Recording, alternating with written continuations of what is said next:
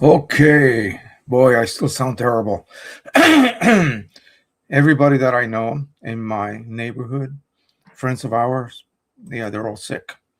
Um, it's one weird new flu, and even though we had our flu vaccines, we religiously do that every year. Um, yeah, we still got sick, but not as sick as some people I know. I just got a Facebook message from a friend of ours, and she said that she had been in bed since Friday, and finally got out of bed this morning, and yeah, and actually slept, which is good, I suppose. You need rest when you're sick. But anyway, yeah, so this is real. I'm still at it. We're going to have a lot of fun today. I certainly hope so. I got a few news to let you guys know about. Something new for the channel that I'm going to be working on, thanks to a very generous viewer here. And I will ask him if he wants me to disclose his name or not. You know who I'm talking about. The person knows who I'm talking about. So please post if it's okay. And I will describe what we are about to get involved into. It should be really a lot of fun. It really should be. So today, let me see. Let me close this down. Let me load my list of subjects. I always forget to do something. There we go. So we're going to talk about, how do you really read a Canon, especially on a type of printer that has the bands across, like the Pro 1, like the Pro 100, the Pro, I believe the Pro 10 also, but not the Pro 200. And you guys can tell me, or the 300. They have a similar type of nozzle check to that of the Pro 1000 with the crisscross. Instead of having a band across, you have little sets of crosses, and each indicates a nozzle. We're going to look at that and see how you should interpret that. It's really the most, best tool that you have as a diagnostic to any issues you might see. You're printing and you see something odd all of a sudden. Yesterday was okay, today is not, and that's happened to me. We've done it during sublimation. Another thing is, somebody asked, and I thought this was like water under the bridge at this point. P800 from Epson. What are the refilling options? What can you do? We'll look into that, and I'm going to search here live to see what the heck is available out there. Print Prism. So 111 just got released, and one of the big improvements that it had was a dual scan. Basically, you scan the first time, and then you scan a second time, and it will simply, it's like when you do a hand scanning with a spectrophotometer and you do a dual direction or multi-directional scan. It scans the first one and scans on the way back again. And that basically reduces any kind of errors. And I think that's the reason for this. It gives you a little bit more accuracy, but I'm having issues with it. And I sent the results. I can do a quick scan and show you what I mean. If it worked, it would be great. So basically, it is stating that the second scan was not using the same settings. when indeed it was. So I send that back to Mike, and if he's here today with us, he can discuss that with us later on. Um, the opinion between the 1100 and the Pro 1000. Well, I don't have an 1100, but I can give you what my thoughts are and what I have heard from people. And like my good friend from Wisconsin has one. He just received a new one again. Um, he can probably give you a more precise description of what the differences are visually. Sure, you can measure, but you know that's what 99.9% of the people will not do. They're just going to use their eyes to look at their results and make a comparison between the two. And I'll give you my 2 cents on that. Okay, 2.5 cents on that. We will print on Strathmore linen using the new profile that I made a few weeks ago. With actually not a few weeks ago, with the last version of, in other words, 110, version 110 of Print Prism. We'll go ahead and print. I have a piece that is 9 by 9. I ran out of my 9 by 12, and I need to place an order on Amazon for that. I'm going to buy a double pack, so 20 sheets. That should last me a little bit. I got some 12 by 12 and I got some 12 by 18s still, but I don't want to print that big at this point. I want to just test it on something smaller. It really doesn't matter. So this week I'm going to be ordering some more 8 by 12, and that's really good. That's really all we need. I think it's 8 by 12 or 9 by 12. Yeah, 9 by 12. Um, so and let's see. That's going to be it. Maybe we can. Oh, I wanted to print again one of my black and white scans from my negatives, but we'll see. We might end up printing something totally different. Depends once we get there what we do. And I'm also going to sublimate something because remember my Epson XP 4200. I exchanged the cartridges, and it began to throw horrendous nozzle checks at me. And I don't know whether it is the refillable cartridges that are not sealing perfectly on the print head or what. But we now have a perfect nozzle check. It took me a couple of weeks. I really didn't do too many cleaning cycles. I just let it sit and rest. And apparently that does the trick. So now it's perfect. We're going to print an 8 by 12. And let me make sure that I have that media with me. And no, this is 11 by 14 or 12 by 12. Here it is right here. I have a brand new pack of 8 by 12 sublimation media. We'll crack that open and we'll print something.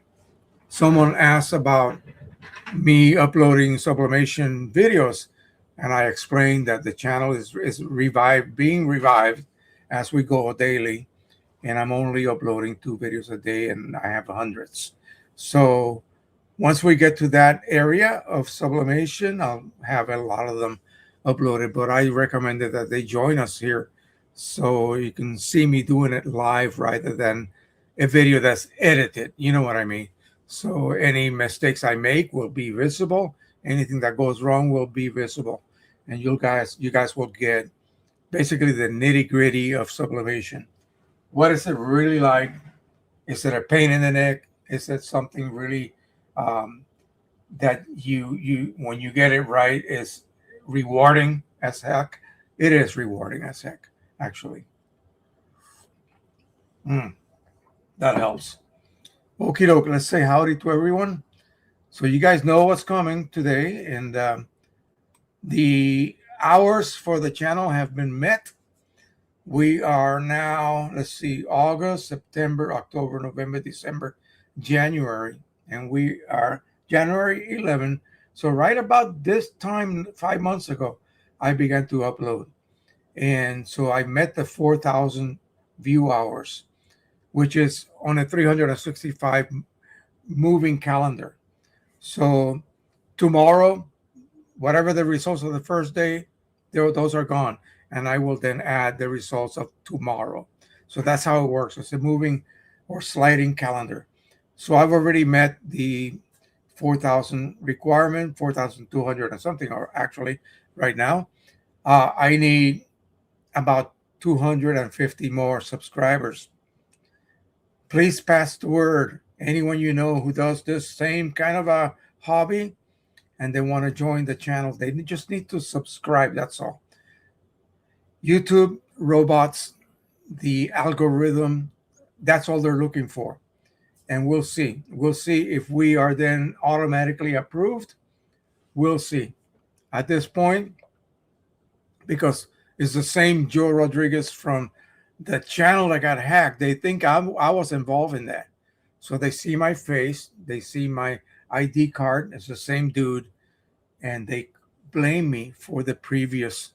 You want to see what they say? It's really sad. It really ticks me off in a way. I'll just quickly show you. This is nothing I'm supposed to be sharing with you guys, but I'll just very quickly read it for you. So, and then we'll begin and say howdy to everyone here.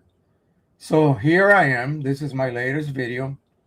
I have 756 subscribers. So I need like 244. That's all I need. Okay. Now, if I go to earn, it's going to ask me to, as you can see, the only thing I need to reach is this goal. But there's a third category that I need to achieve, and I don't have to wait for that. And that is, I don't think that's available here. I need to go on YouTube. No, not the regular channel. YouTube Studio. All the videos about Trump. Yeah. Anyway, we don't do politics, so we'll stay away from that. Okay, so let's see if I can even access that here on live content. It doesn't look like I can. But anyway, yeah, you would kind of laugh at what they're saying when I try to go to the next level, which is the final level.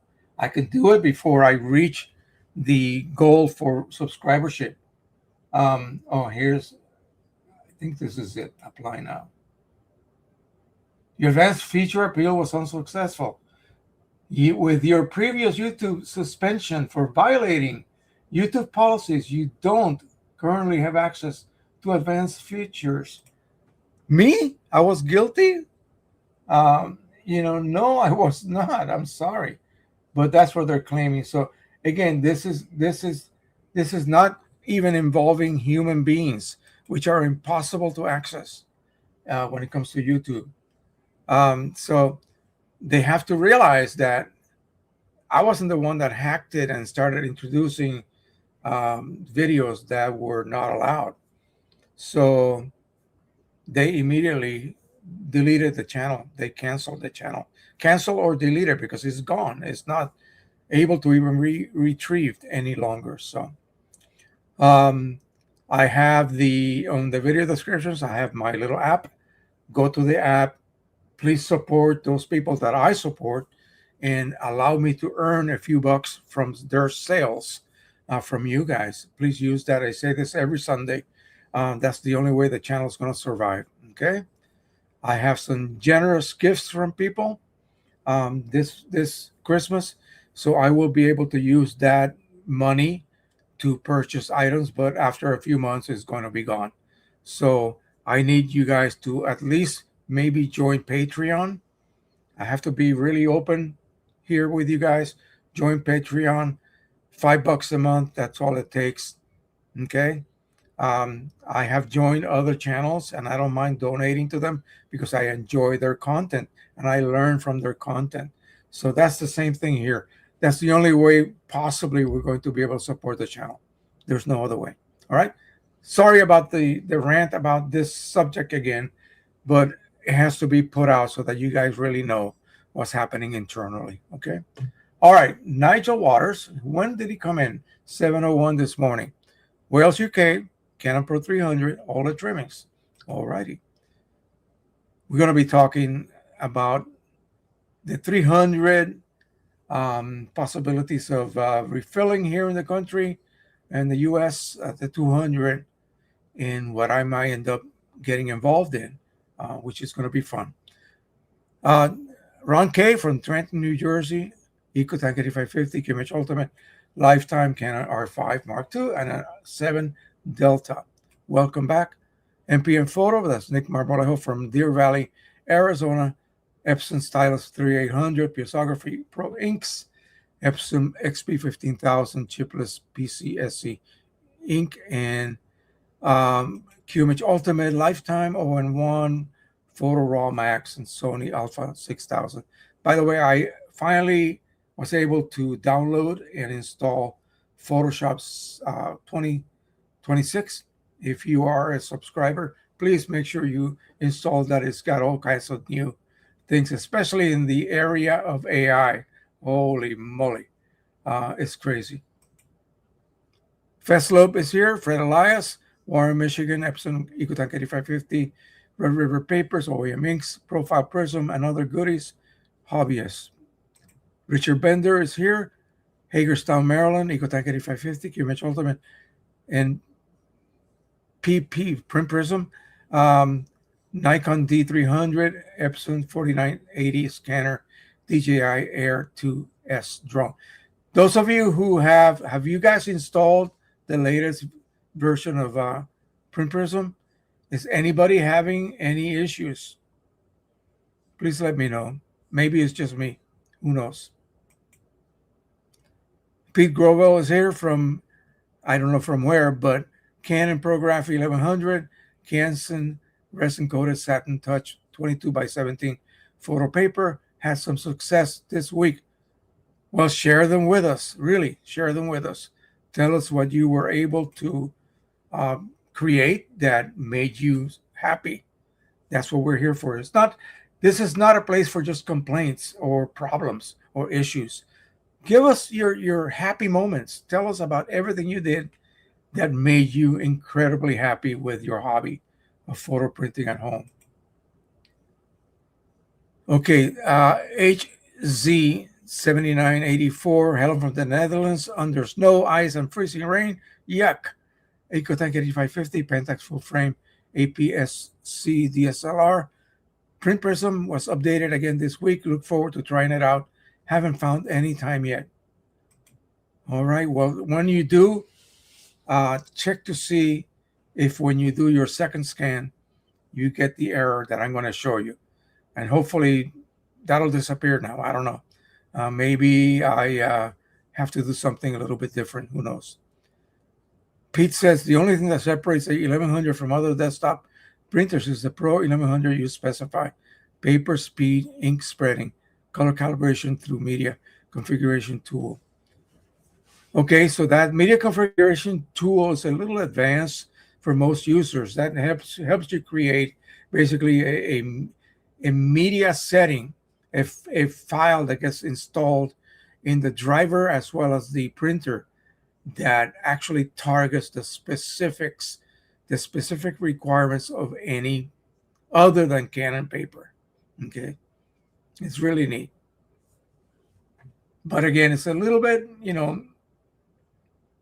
sort of advanced to use. 1100 and 1000 are so smart they can do amazing things. Super states, not from other. Yeah, well, I don't know what that word means. But yeah, it is absolutely true. I can do a show just about the Pro 1000. Like I said, I don't have an 1100 with me, so I cannot reference that, directly, like from actual experience. I can only speculate from what others have said. Hello from Wisconsin, Canon Pro 300, Epson EcoTank 8550. This is Kevin Berniarski of Epson's XP15000, and with QMH Ultimate, thumbs up. Thank you. Do that. Please do that now. Give this little fun weekend live stream of ours a thumbs up. The algorithm wakes up and says, oh, Gee, this live stream is getting thumbs up. It must be good. Maybe we should promote it. That's how it works. Okay, don't take anything for granted when you're looking at YouTube. Okay, it's really, well, sneaky and amazing at the same time. Photo Nikon 780, Edmonton, Alberta, Canada, Canon Pro 1000, Nicotan 8550, XP 15,000 QMH Ultimate, and Print Prism. Never going back to Data Color Print Studio. Print Prism, better job and simpler to use. It is so much simpler. Captain Donzi here from Richmond, Virginia. Pro 100 with all the trimmings. Sony A17, A65. Got a Coney Omega. That's an enlarger. Rapid M film camera. Is that a camera? Because the Coney company, Coney Omega, made enlargers as well. Okay, sure. Go ahead. Let me finish here, and I will go ahead and tell people what we're going to get involved in. In fact, I'm going to move that. I didn't even add that to my list. That's going to be the first topic we're going to be discussing. And again, you can jump in whenever you wish. Fred Bird is here, Ellington, Connecticut, work, commercial legal aerial photographic restoration. Today I had sudden brain issue. Please discuss the difference between printer managed color of Photoshop managed color. I think Photoshop has the ability to run on a specific color space you assign to it. And that's in file preferences somewhere here. You can do that. And I usually just use Pro Color RGB. So, and the printer is simply doing the profiling using your profile. The profile just tells the printer how you are to mix whatever given number of inks you have to give you the most accurate rendition of what could possibly be 16.5 million different colors. Okay. The Photoshop just operates on color space. Okay. sRGB is what most people forget, that's the worst thing you can do. So Pro Color, Pro Photo, what is it? Pro Photo RGB, Adobe 1998 RGB profile. So you assign the color space to Photoshop. So when you open up, say, a raw file and you convert it to a format that you want to work with, it retains that color space. It doesn't get reduced down to sRGB. It used to be this big, now it's only this big. So Photoshop has nothing to do with profiling. It's using a color space. And what you see is what's determined by that color space. And that's what you use to edit with. Again, that's a very simplistic explanation. If I was a color specialist, I could tell you and put you to sleep, But yeah, that's really what it is. And Manuel Chinchilla from Honduras, Central America. Wow, excellent. How are you? I spent 6 months there in 1984, cuando todavía habían problemas entre Nicaragua y El Salvador. Yo estaba en Honduras. I flew helicopters, and I didn't fly them, but I flew in helicopters and did surveying the borders between the two countries, Nicaragua, El Salvador, Honduras in the middle. We also did a lot of work for the community. And he's got a Pro 1000 with Precision Colors inks for the past 2 years without any problems. All right, excellent. We're going to be talking about different possibilities for you refillers like me with the Pro 1000 or 1100 for that matter. My successes were able to make specific AMX1 file with a specific print speed, color calibration, photo with that AMX1 file was night and day compared to without a file. Yes. Let me do Pete again here from Canson Paper. Much better than ProLuster, also acid free.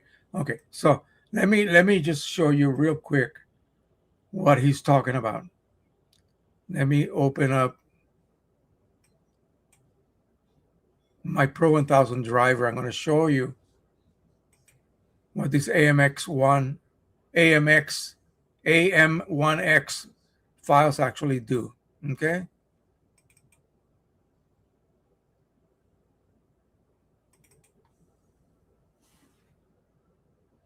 Let me open up the Pro 1000 driver.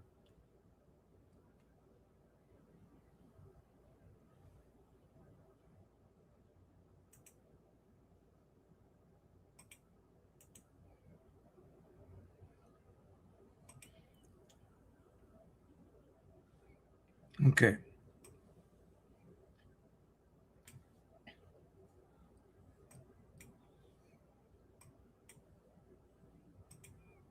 All right. So here we are inside the Pro 1000. And of course, I'm printing photo, not borderless. I'm going to go ahead and tell it to, if I'm printing, say, from QImage or Photoshop, and I am telling the print profile, the print module, that is, that I'm going to let Photoshop or QImage or whatever control color, then I have to tell it to not control color.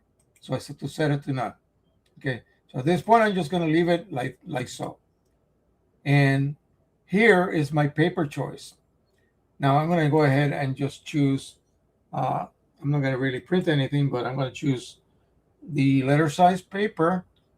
And I'm right now looking at Photo Paper Pro Platinum, that is Canon, plain paper, and so forth. So if I was going to print inside the driver, letting the driver control color, and I was going to be using a Canon paper, nothing else, just a Canon paper, I could just go here, pick, for example, Platinum, and then go back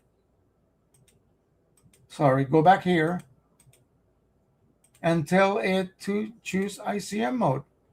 And I can then choose auto or standard. Auto, here I get to choose my own profile. If I just leave it as is, it's going to choose and print with that Canon Platinum profile automatically. Okay, so I don't have to manually do anything. Just choose the paper, and it has to be Canon, and then ICM. Or I can install those MXI. What is it called? You know what I'm talking about.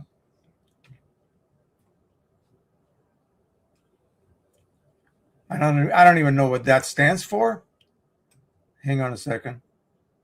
AMX1 something AM1X. Yeah, that's it. Whatever. Anyway, so if I go here to custom, look at this. What? I have a multitude of Red River papers that are actually loaded and identified as Red River. Normally, you have to choose a similar Canon paper, and then in the printing application, choose the Red River profile for that paper. You see what I'm saying? Normally, you have to manually choose the Red River paper profile. Okay. But for example, if I'm choosing, let's see, Ultra Pro Gloss, and I apply that right here, Ultra Pro Gloss, I do not have to go back. Normally, I can just print directly right now. It's going to choose the profile. It's going to choose the settings for thickness, the type of surface, the type of dot spread, in other words, ink density, automatically for me. This has all been created for Red River, that particular paper. And I have a bunch of them installed. So I can just, if I'm printing only Red River on the Pro 1000, I just click and choose my paper. And Pete can create his own AM1X files himself using the um, that tool that Canon provides you. I forgot the name of it, but you know what I'm talking about. So if you can do that yourself, you save yourself a huge amount of problems, because you can now print basically using a paper choice that automatically matches that foreign paper, not Canon, some other brand. Okay, and maybe he should come on one of these Sundays with us and do a demonstration. How about that, Pete? Would you like to do that? You are more than welcome to come in and show us how to do that using the that tool, the configuration tool. All right, AMX1. That's it. I thought it was 1X. Not sure. Anyway, and installing them, once you can, if you can download them from a paper company that you're using their papers, and if they offer those files, download them. You just double click them and go through the process of installation. And then you have to, I think you have to just reboot the printer possibly, and also the driver, restart it. Oh, and you add those. You add those actually internally. Let me show you what that entails. At least I remember having to do that. And if you do not, then they will not show up. And they only show up in the section that says custom.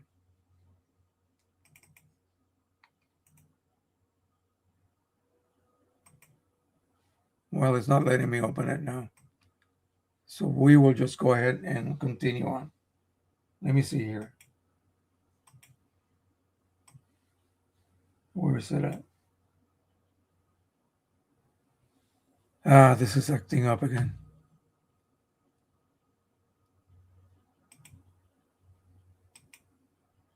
Here we go. Let me go ahead and load that. Pro 1000. Let me do my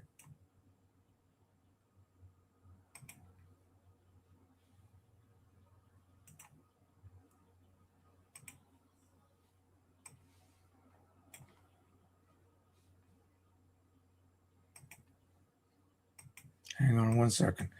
Give me a few seconds to get everything set up. Okay, so here we are. I removed the list of so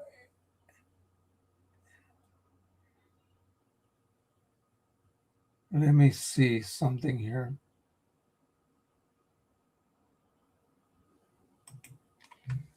I would have to have an AMX file with me. I don't have one, but basically you just double click it. That's all you need to do. And then here you go to maintenance, and then here it says update media information. You have to click on that, and it will say execute. Let me move this over. You'll get this. You execute it, and it will install whatever you already installed. It's a double installation. In other words, you have to do that twice to make it work. Okay, and then they will appear under the um, that last little choice, the last little folder, custom folder.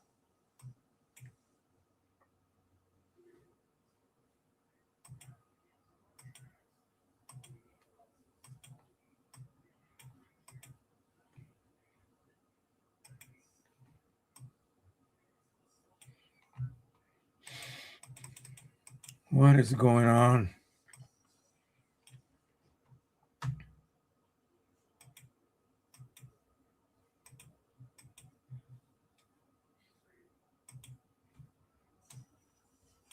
I cannot access my. Do I have to reboot again? Gosh.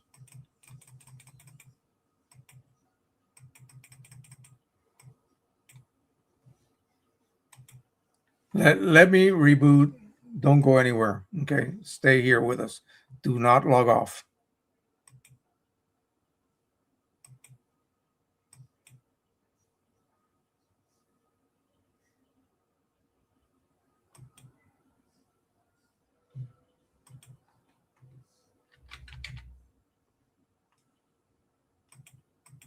That did not help. Okay, I'm going to have to reboot.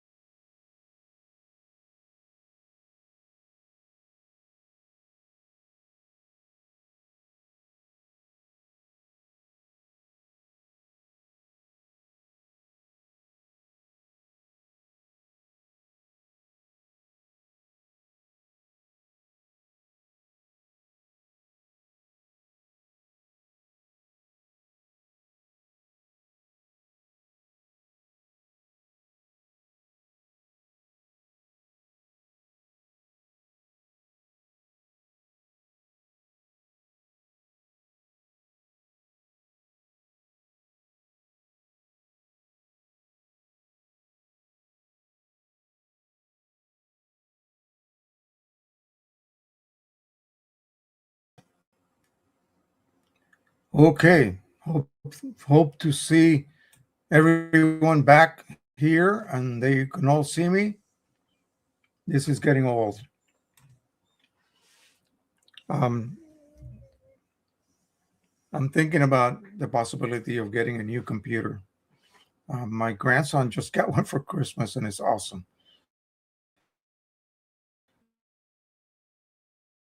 Something like a super powered gaming computer. Outside. Uh, okay, please do so. Tell me. Let me see what I just got an email here from someone. It's just check email.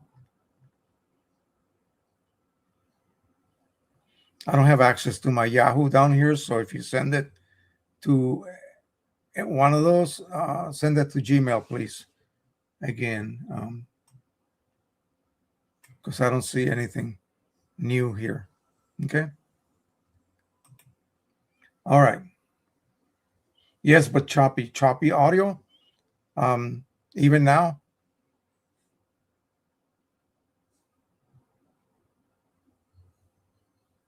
Well, we cannot have choppy audio. My voice is already bad the way it is already. So, okay. So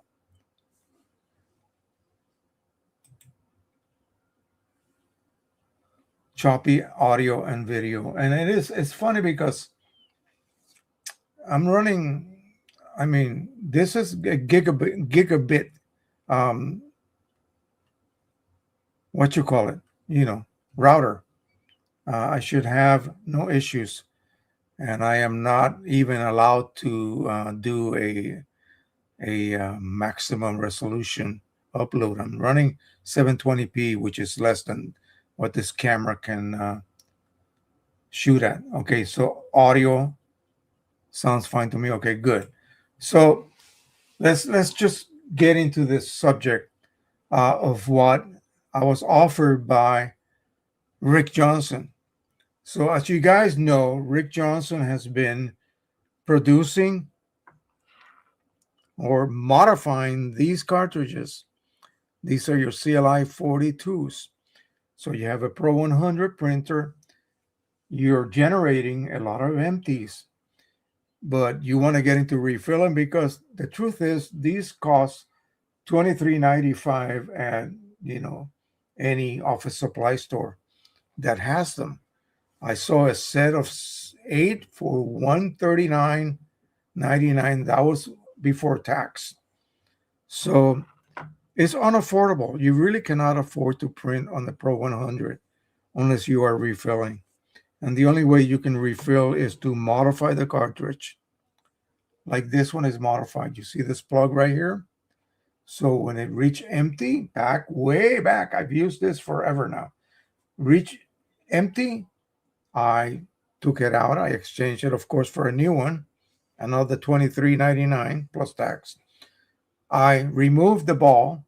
There is a little ball inside this little cavity here. You have to insert something pointy. I have an awl. I inserted it and I pried it off.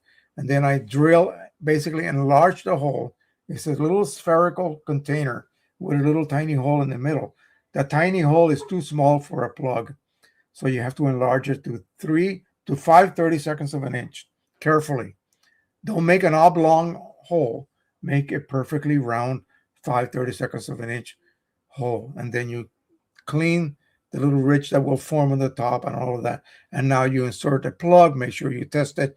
Make sure it's not going to fall off. And it's sealing the cartridge. Oh, I forgot about flushing. Yes, you got to flush the cartridge if you want to. Okay. If you want to start from nothing but Precision Color Signature Edition inks, the best there is. Okay. Even today, and people are wondering, are they selling the new, is it a different formulation? Yeah, no.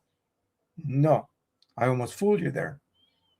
It's the same formulation. It's not going to change. Just because it changed ownership, the lab that makes that ink is using the same formulation that Mike Lee created.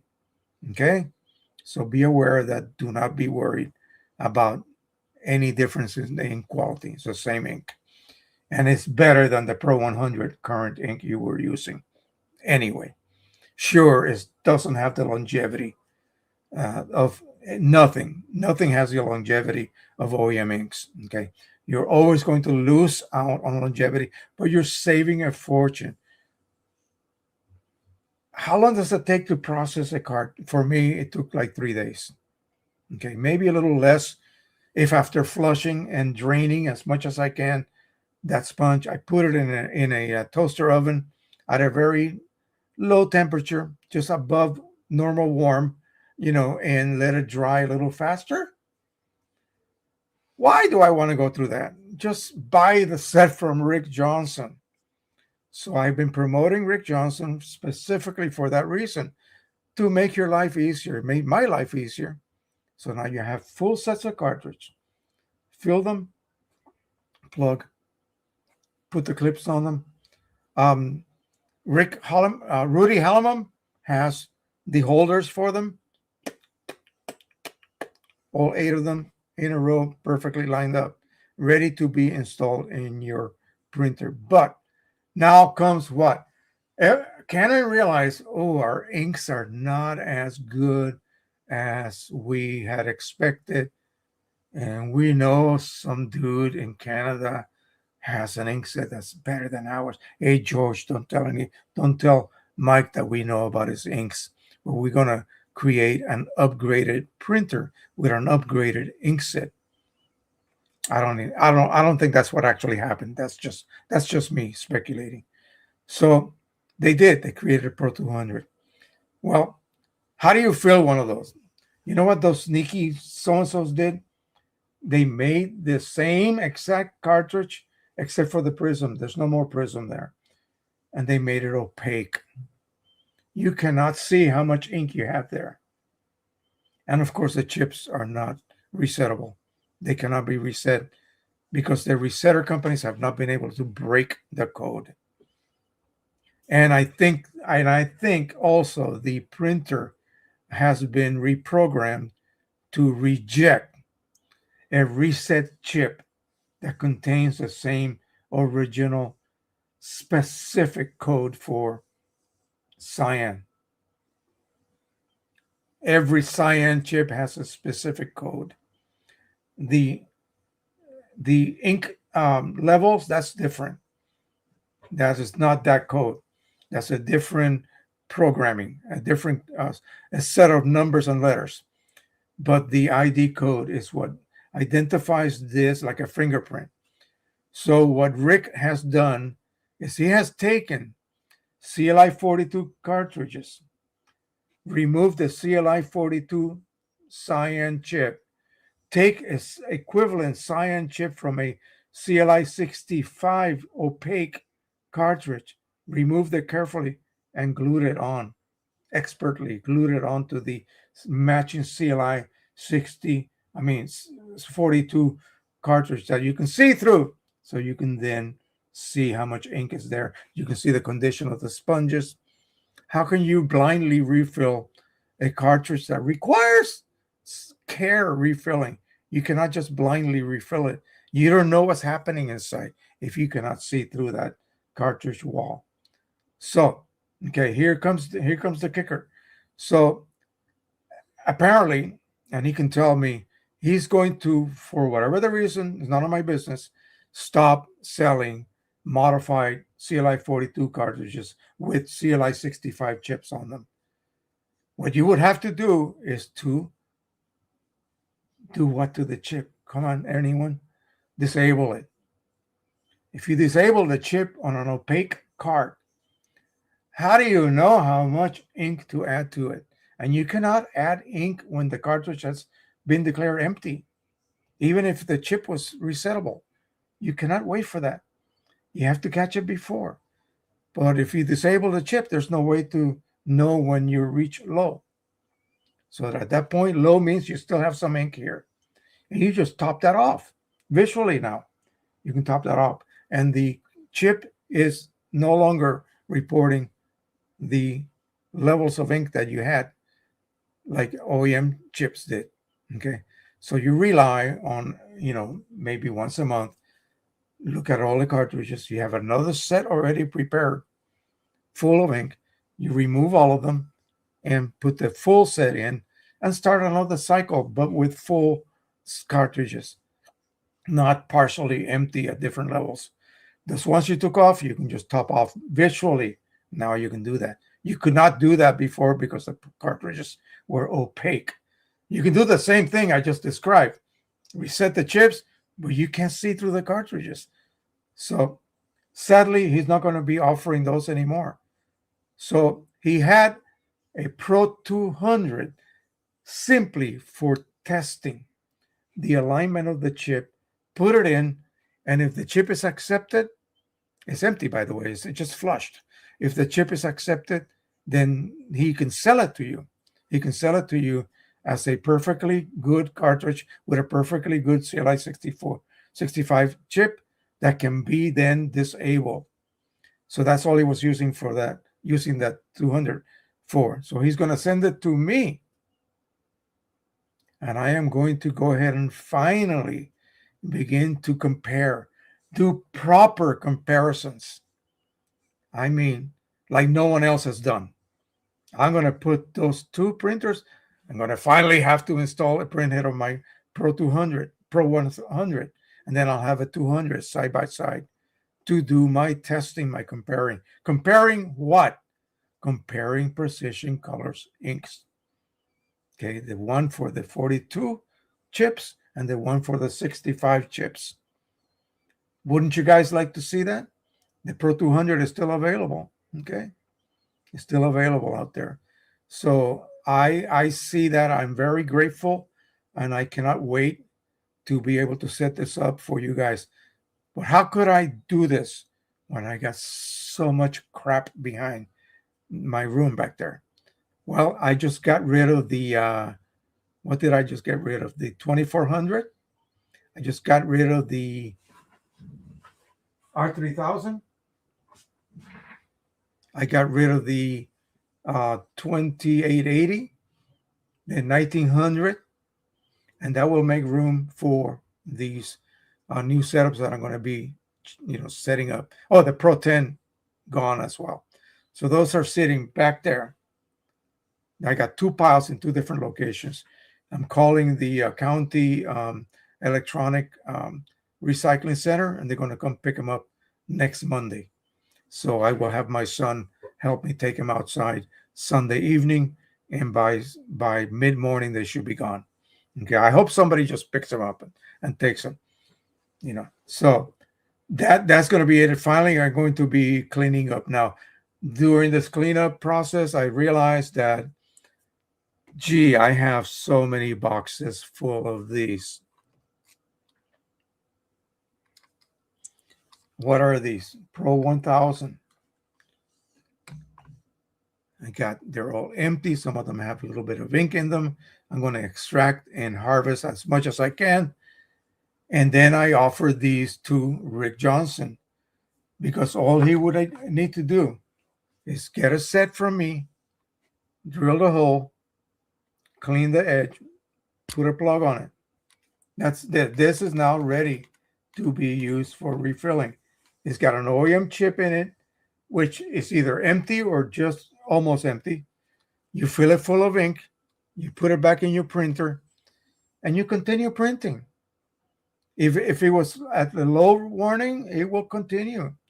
And at some point, you used up more ink than you should have had, according to the printer's internal calibration that it uses to determine how many milliliters of ink have passed through. It knows exactly. So if it was, say, low and you should have 20 ml left, but you already used up 40, something is wrong. So it's going to throw an error, and you basically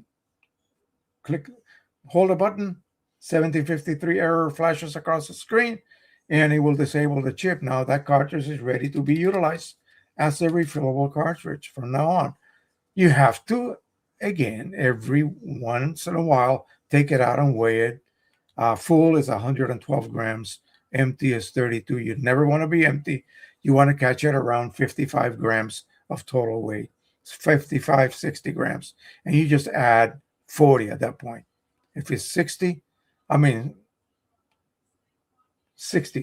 grams, get you close to 112 weight. So these, I'm going to make a set available for Rick. He's going to modify it and put it up for sale. I highly recommend $75 for these. No more, no less. $75.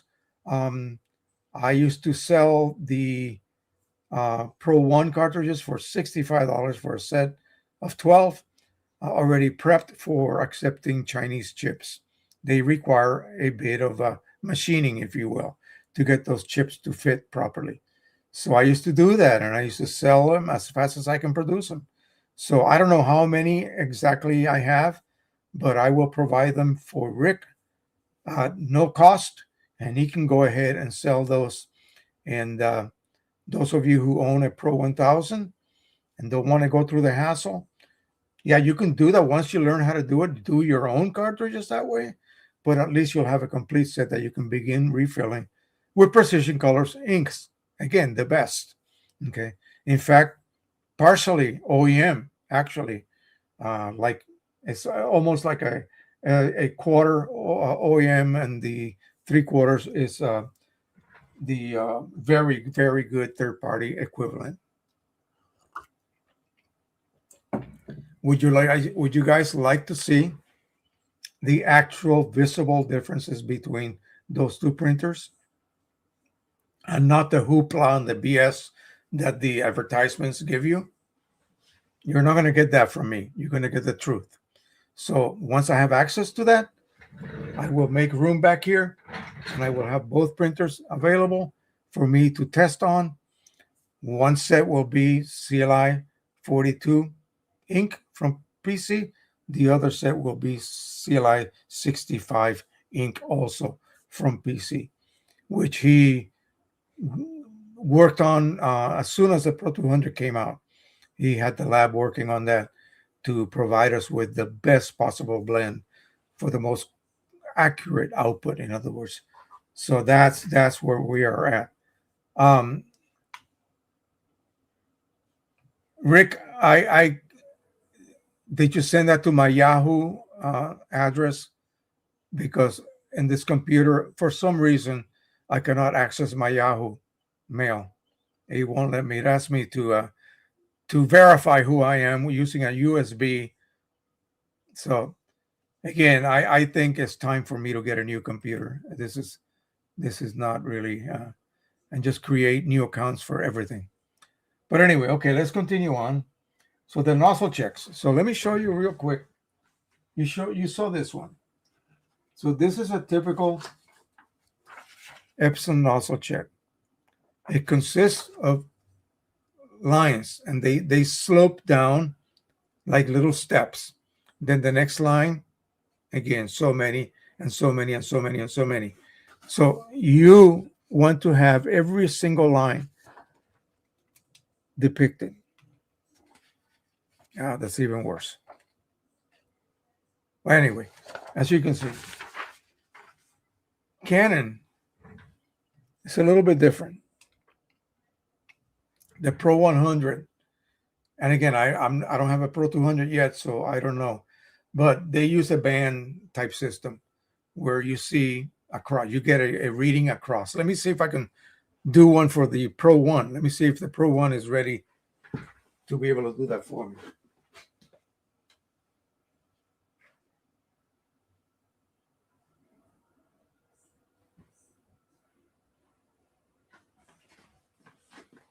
I'm going to use the back of this same sheet of paper. And then I'll have to get into the driver and send that job over there.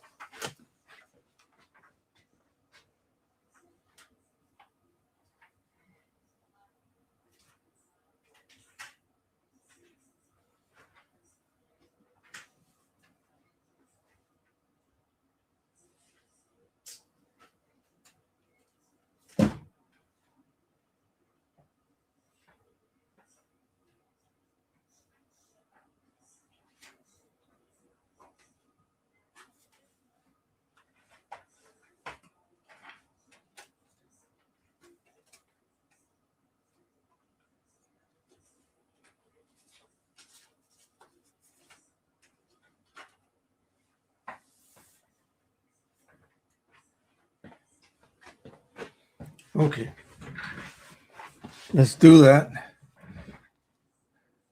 I loaded a piece of glossy paper rather than a common copy paper. The reason for that is that, and you'll see in a moment, is that if I really want to check my actual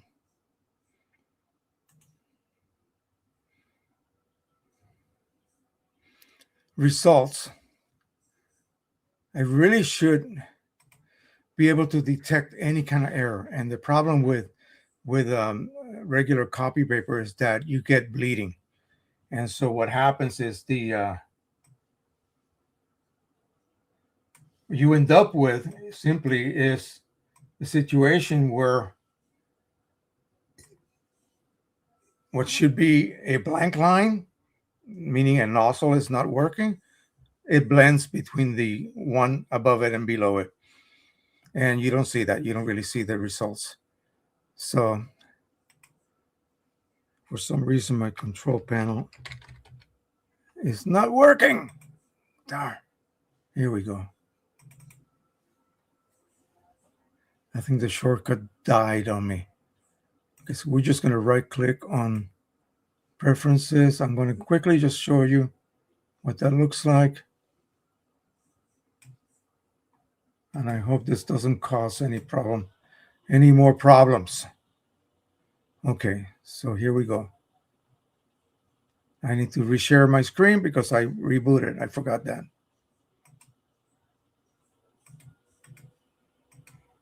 Here we go. Okay, so I'm going to go to maintenance and printhead alignment nozzle check. And you can see right here, this has been brought up numerous times. 2 or 3 different levels of cleaning. Regular cleaning, a deep cleaning, and a system cleaning. System cleaning is going to use a ton of your ink, probably all of it. So you really want to do that as a last resort, okay? So I'm just gonna, I hope I didn't do the wrong thing. Hang on a second.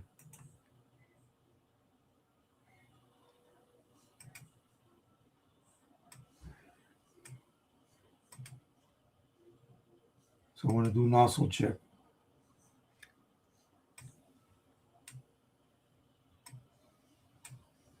And click.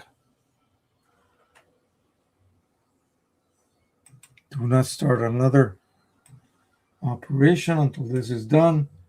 And I'm just going to go ahead and exit. And we can continue talking. We're just going to let that run. And then we'll come back to me. I'm going to take a quick look to make sure that the printer woke up.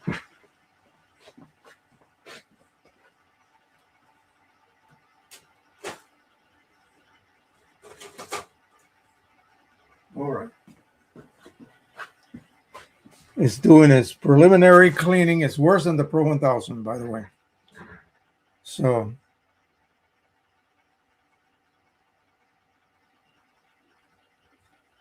okay. Well, let's. This is from Rick. He sent me a picture. But we can do better. We can do better than that. We can simply go to the actual link. Sorry, I'm jumping around here topic-wise. This is the link right here with all the information for all the different sites that I support.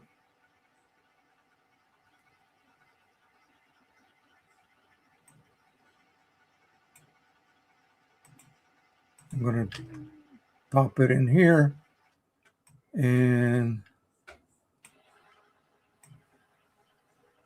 put it over here so you can see it. And we'll go ahead and jump over to my friend here, Rick Johnson, right there. So this is everything he sells right here included. So you can just go to their site and his site and order whatever you feel you need. There's also accessories, quite a few of them, for many different things. Wasting cartridges that are refillable, they're renewable, in other words. If you want to buy the plugs by themselves, you want to buy chips for the certain maintenance cartridges again. If you don't want to buy the resetter, you can use the replace the chip yourself, and that will allow you to repack that wasting cartridge and just simply reuse it. And you don't have to send it to the recycling. So here are the Pro 100 modified. Here are the Canon Pro 200 CLI 65 modified and empty flush set, no chips. So you would have to do yours. You would have to do your own chips. But I think these are CLI 65. So these are ones that he emptied and flushed. Okay. And then we have Pro 100. He had 200 with 65. I think these are the ones. What did you do, Mike? Rick, did you use CLI 42s with the CLI 65 chips? Is that it? Is that what you're selling right here? Yeah, that's what would make the most sense for anyone wanting to refill their 200. Don't try to refill your opaque 200s.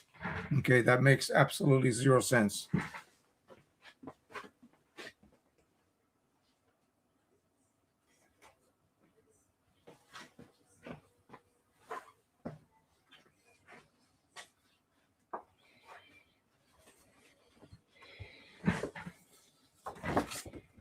You see what I mean? It's just a set of bands, and you would go maybe take this, use a loop. There's going to be minimal dot spread. You simply use your loop. Each, for example, gray. So this is like an inch high. So it's composed of dots, one row at a time, but it all blends together sort of. So you need a loop, and look at this really carefully, and you will be able to see. At this point, I don't see anything wrong. So you're good to go in that case. So simply put, you just continue print after this. That means you're good to go, and you can continue printing. This is a lot different than the Epson one. The Epson one is easy to see because it's just lines. And for example, this baby right here does the same thing. Where's all my paper?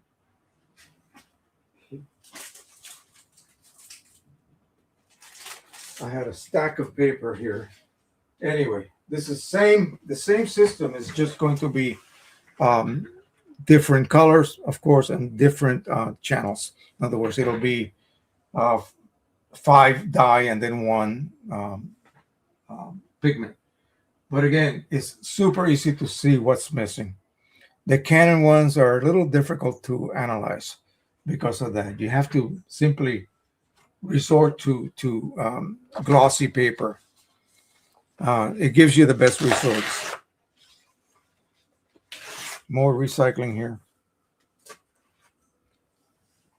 Anyway, and that's how you read that. So if you see like a weird situation where, especially with the ones with the big bands, where you have ink from top to bottom, but like the upper half is just a little lighter than the lower half, and it's very distinct. That's usually an electronic type issue, and it'll still print perfectly good photos. That's the same thing with my other Pro One. My other Pro One, I need to revive that baby. Has that issue, and that's what I saw the last time I printed, and yet I could get perfect results with it. So really strange. So okay, so it's a combination of 42 and 8 cards. Okay, so did you? What about the labeling? You have some really beautiful labeling you have there. It almost looks absolutely OEM. How did you accomplish that? You see what I mean? Look at that. That looks real. It says 65 on there. And or are these just after you flush them out? Anyway, it doesn't really matter. Um, I think you said next week you're going to be sending it, so I should be ready for that and be able to begin. I need to contact Precision Colors. I already did. I contacted them and waiting for an answer. They're going to provide me with the Pro 200 ink for it. Judy Ann is here. Good afternoon, Jose. Nothing like a new computer to set the world right again. So much fun. It is. It is. And really, this one is probably, I would say, at least 10 years old. And I bought it online from a builder. And at that time, yeah, it was top of the line. In fact, I took it over to, what is it? It was a computer store, not Comp USA. They became something else. You know what I mean? And they were quite impressed by it. So I'm very glad that they liked it. It doesn't have like flashing lights, and my grandson's computer has, I think, like 6 fans in it, lit up all over the place. Very nice. It's a huge box, lots of extra room for future components and upgrades.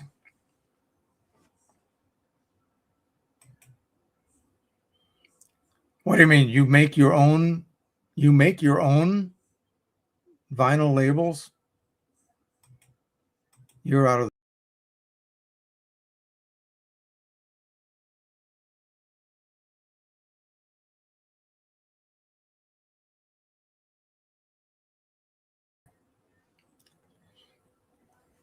You see this button right here? If I press it, it kicks me out by accident.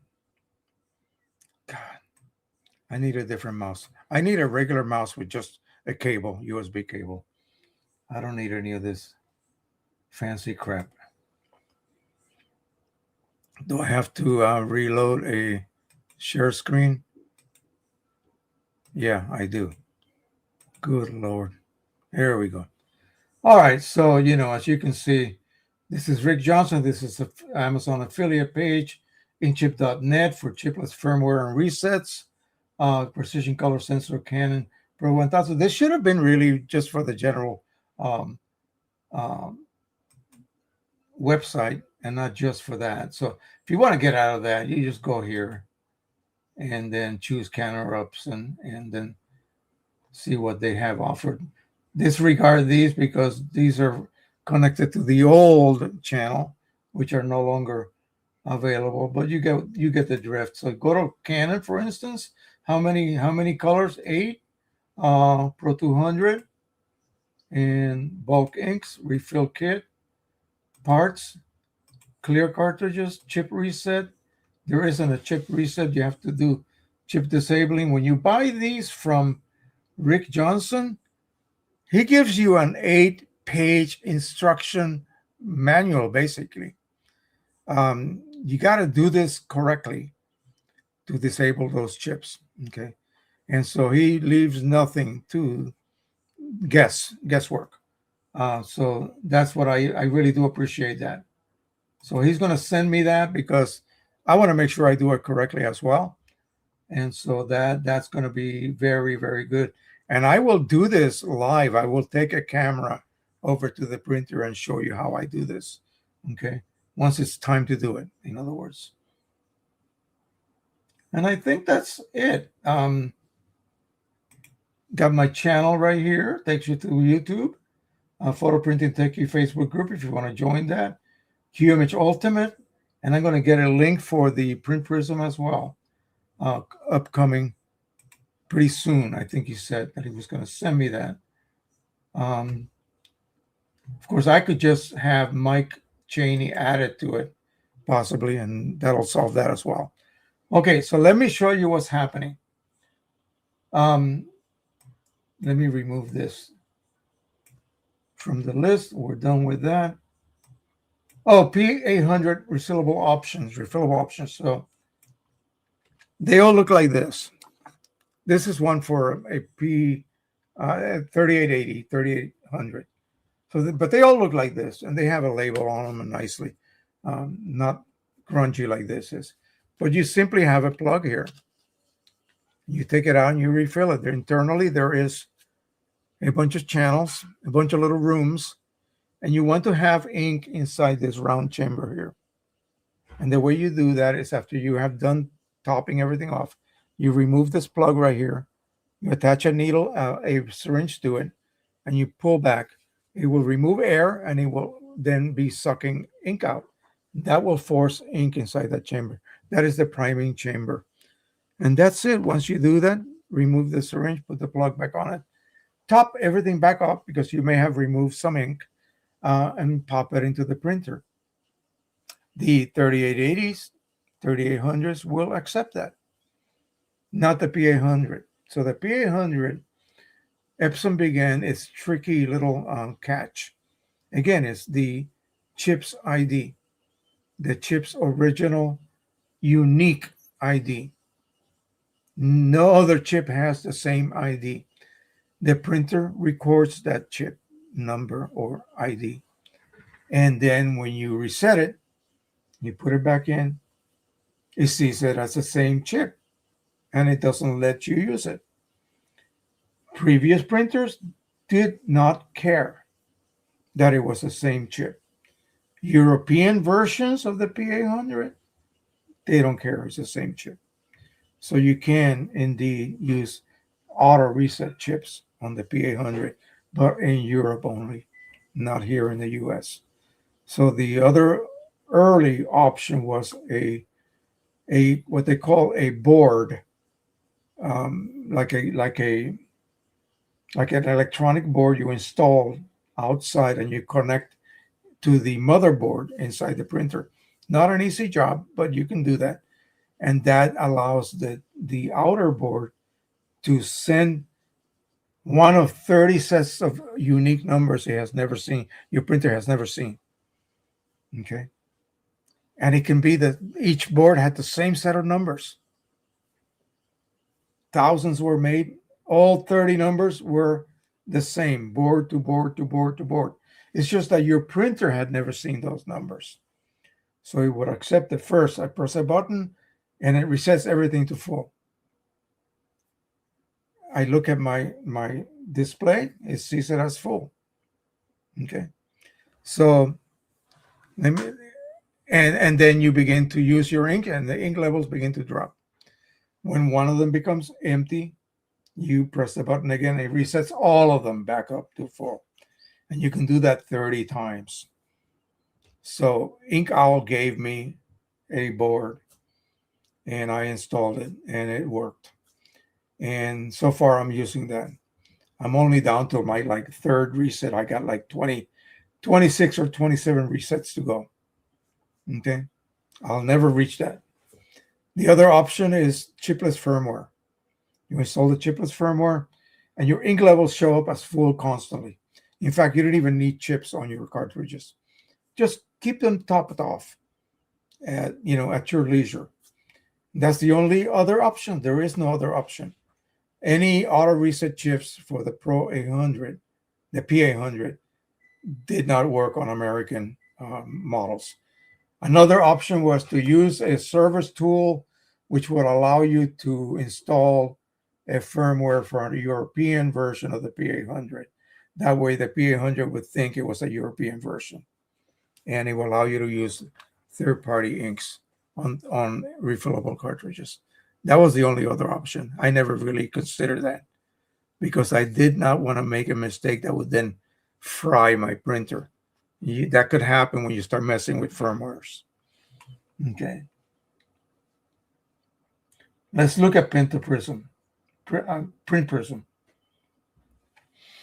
And I haven't heard from Mike yet. Mike, are you here today? Are you here?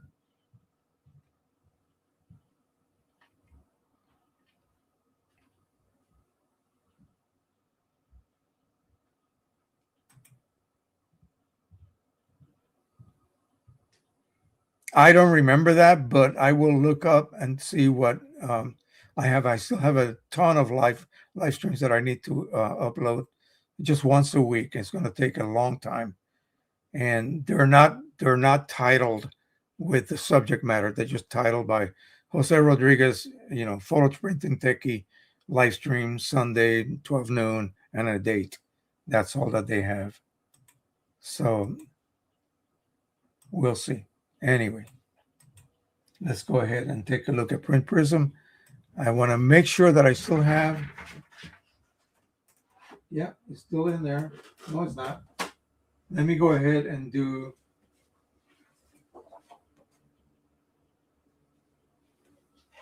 this one here, the glossy. This is a glossy paper from Staples.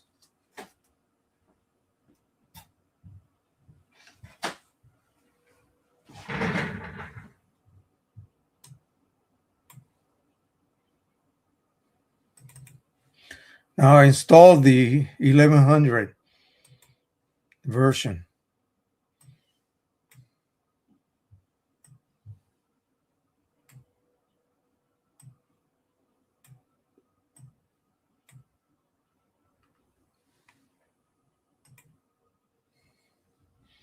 So let's just assume that I printed that on whatever paper, whatever printer, it doesn't matter. And then I bring that over and I want to scan it. So you would have to pick a scanner, and these are the ones that I have, but they're not necessarily the ones that are capable of being used, okay? Because he has to calibrate each scanner for the software. So the G620 would be a good one. The 8550 is the one that I'm going to be using here. So will you pick that? And then you can go ahead and scan.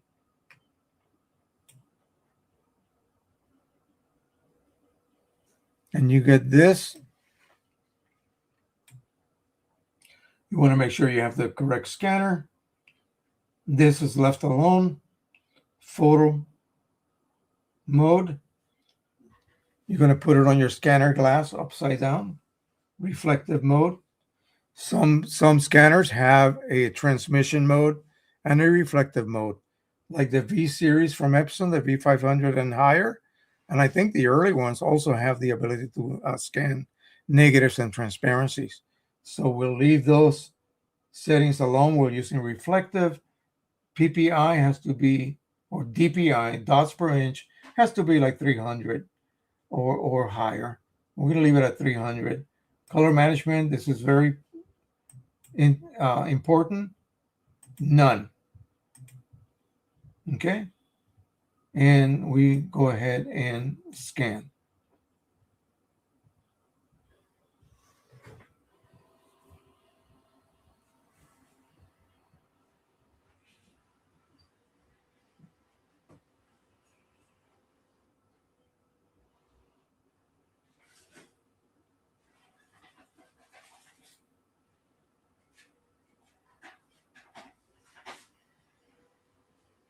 Okay, now here is the thing that's I found that wasn't working very well. I sent a screenshot to Mike Cheney. It says scan stacking. Okay. Pass one is captured now.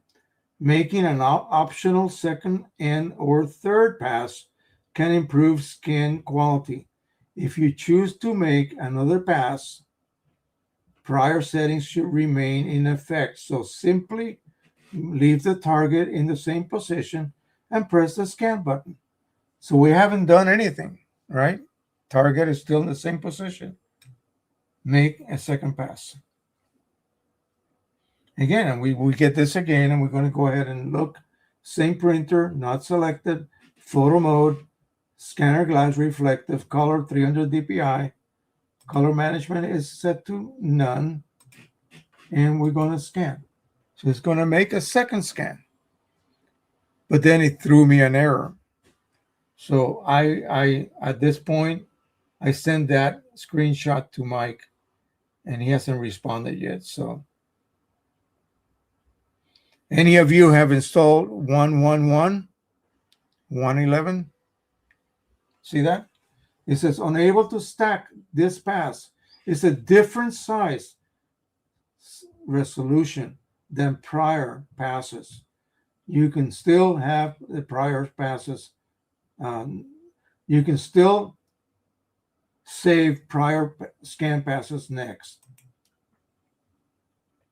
And so I just saved it. So here's the glossy. And I'm just going to save it. I'm going to overwrite it. Here it is. I'm going to go ahead and rotate. You have to have this set of colors above on the top. And then we're going to go ahead and find the corners.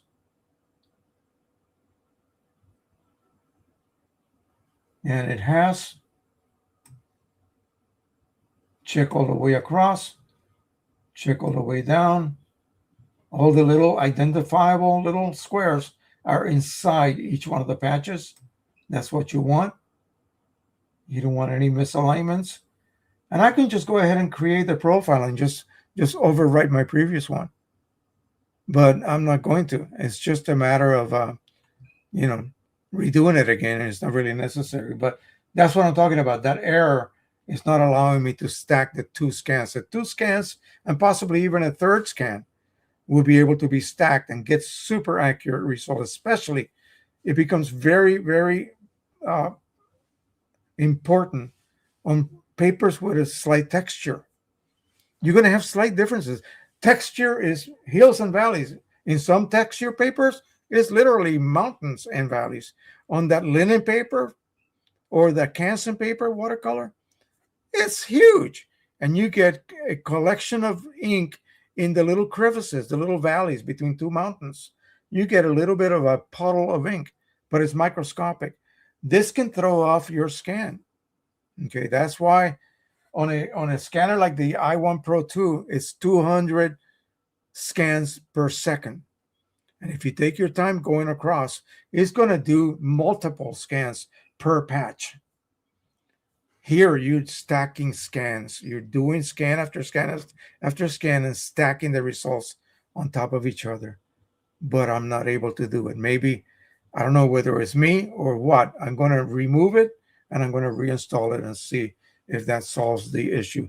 I'm going to do a complete prep from beginning to end and see what happens. Like I said, I'm still waiting for Mike to get a hold of me and see what the issue may have been.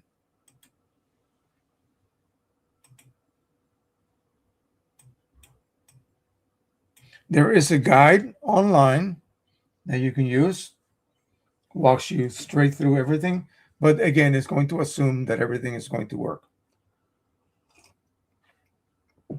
I think because he hasn't contacted me, is that he may be working on a fix, and they have to rewrite the program code. So Pro 1000 versus 1100. Again, you have to have one side by side. The inks are different. There's different this and that. Some of the differences are not like groundbreaking, but they are helpful. I always said that we have reached the pinnacle, almost the pinnacle of quality photo printing. There's really not too much more we can do. I cannot imagine being able to get even higher quality, larger gamut from the photos that I see that I'm producing casually here, even with the 8550. It's mind blowing. It's mind blowing compared to 2002, for instance, when I was beginning to mess around with this, and I thought to myself, I'm not going to get into this garbage, because it was garbage. So again, you'd have to have one with you, and maybe there's long term differences between the two printers as far as how long is one of these prints from each printer going to last. Again, the anti-abrasion component that the liquid base of the ink has for the Pro 1100. Well, that was something similar to that be incorporated in any third-party inks. As far as output quality, I think the third-party ink industry should be able to match that, unless the component is super secret. They should be able to match that as well. And so, having a Pro 2000 with the better, more advanced print engine, meaning the way it distributes dots to create, when you stand back and look, create the most absolute natural looking result. Um, can you tell the difference? I did a silly experiment where the same printer, the Pro 1000, printing with ice with 1100 profiles on Canon paper and 1000 profiles as well. And the difference is there, but it's not really mind blowing. You have to have the inks. You have to have the inks, and you have to have the print engine, meaning the actual firmware and the internal whatever the printer uses internally to produce prints. That is different on the 1100. You would have to have the two. Just using profiling doesn't work. But if you're not a Pro 1100 owner yet, then you get a little bit of an increase in quality using the 1100 profiles. But you're stuck to using Canon unless you can download 1100 profiles. Of course, you can from Red River and other companies. Use those 1100 profiles. You're using whatever paper from Red River. Don't download the Pro 1000 profile. Download the Pro 1100 profile and use that. It will help. It helps. It actually does. All right. I'm going to go ahead and print a 9 by 9. That's going to be weird. Um, that is going to be weird. Let me go ahead and remove that. I think we're going to be able to clear out the topic list. Good. If we do, this is warming up. It's already warm. Perfect to go. My 4200 is working perfectly as well. But we're going to go ahead and print something directly into the 8550 with the profile for that linen paper using a very weird size, 9 by 9.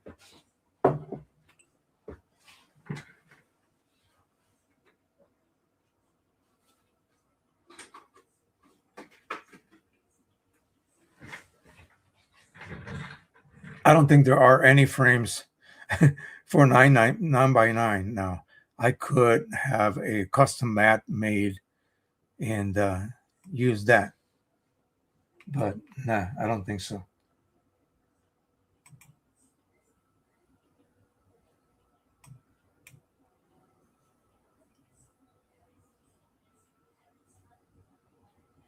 Let's see what we have here to work with.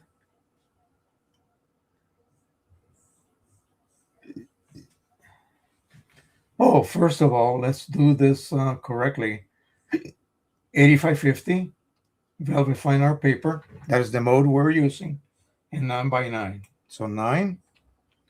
And one of the things about Q image is that I don't have to go, into down here. No, I can just directly enter whatever size I need. And I wanted to have a border. So we're going to incorporate a border. And I don't want it that wide. I want it, say, 1/2 inch. And we're still searching. We need a square image. I don't want to do Halloween. That's already old. Um,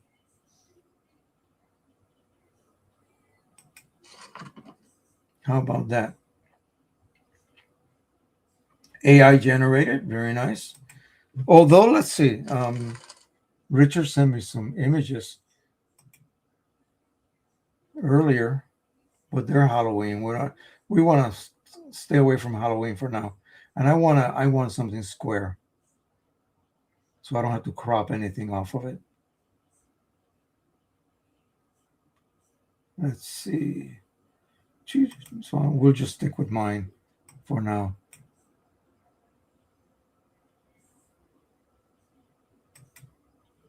Or better yet, wait a minute. What are we wasting time here for? Let me check what I created the other day. Let me see. Where did I put these? I think it was the new AI images. Are these the new ones? No.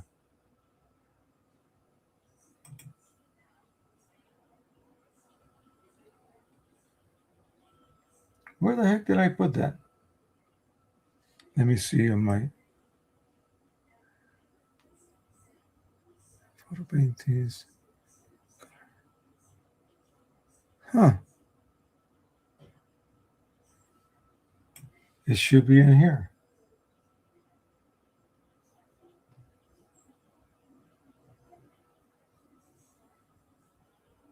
I made some beach pictures.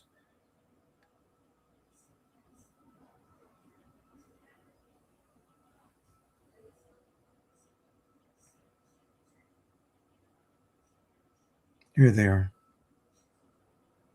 Okay, so something like this.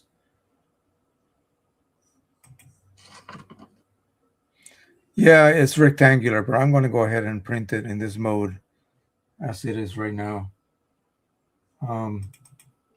Double click.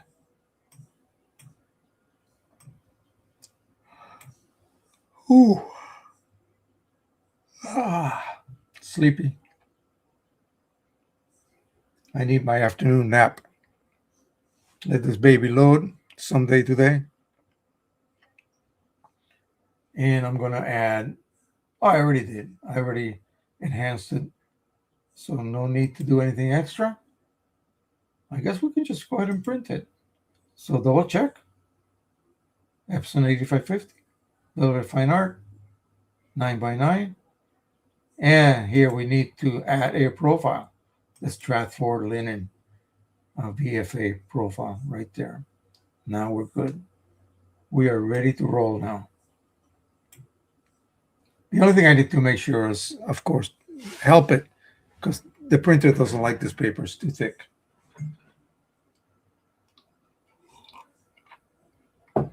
Then maybe I'll do this one 8x12 on the sublimation.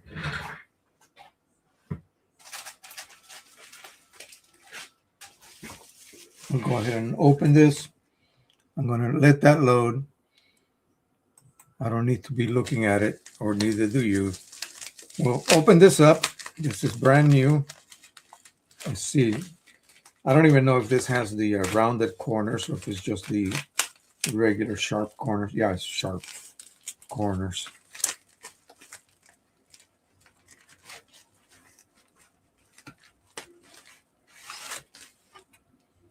So this should be 8x12.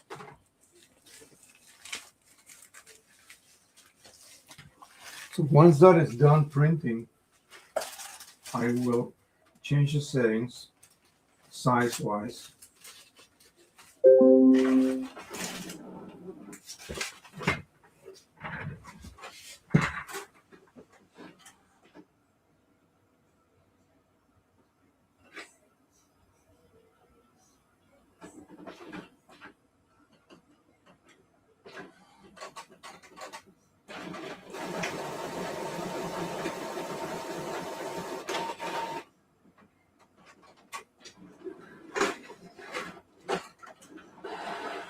No, I missed it. It's going to go through. I hope we didn't make any marks on it. Yeah, it did right there. That's okay. We'll print over that.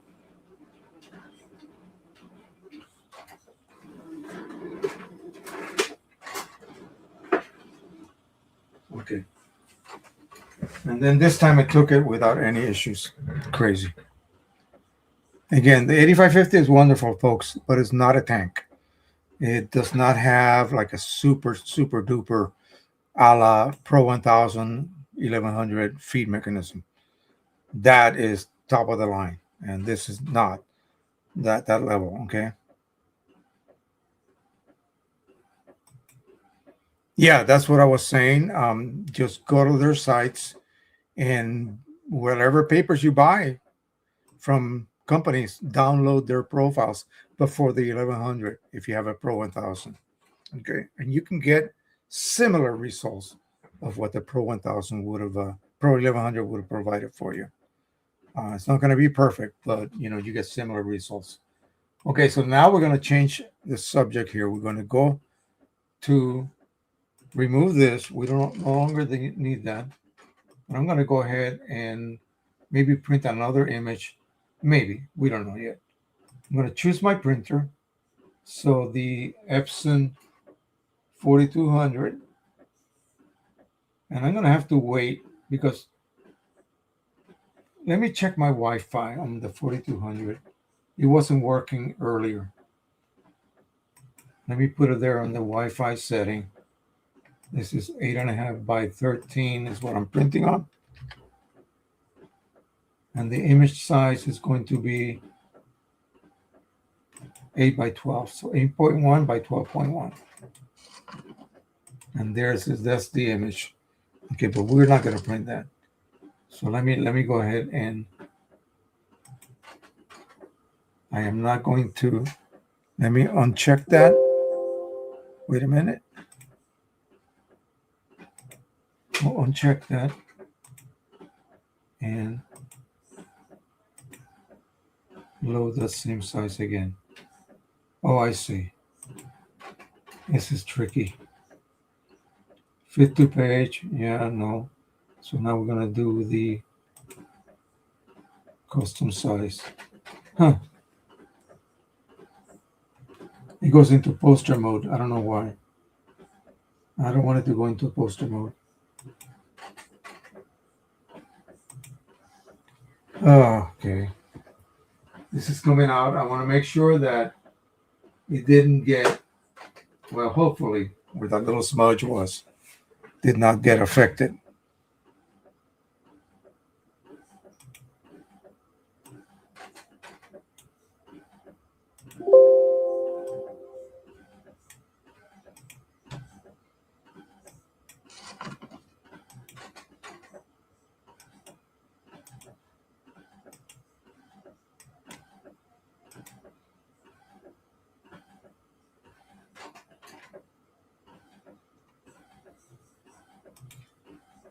Hmm. It's not registering as 8.5 by 13. There we go. Okay, so we can print this. Let's see. That's too big. 8. Now it's really messing with me here.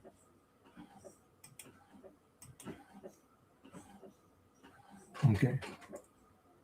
I don't want to overdo it with too much size because then I'll have to lose a lot of the image. So sublimation profile for the 4200 and presentation paper matte. Ah, I knew that was going to happen. Sometimes I mess up and I do this in the incorrect order. It should be printer, paper, and size. 8.5 by 13. There you go. And then I choose my custom size. And there we go. Make sure I only have one copy. You see that? It's a little bit smaller. And double check again. Sublimation paper, profile, user defined, presentation paper matte, and 4200 and print. And hopefully it will go. Last time I did that, it transmitted it, but it didn't print it because it could not communicate with it. Meanwhile, we have a really pretty result. Look at that.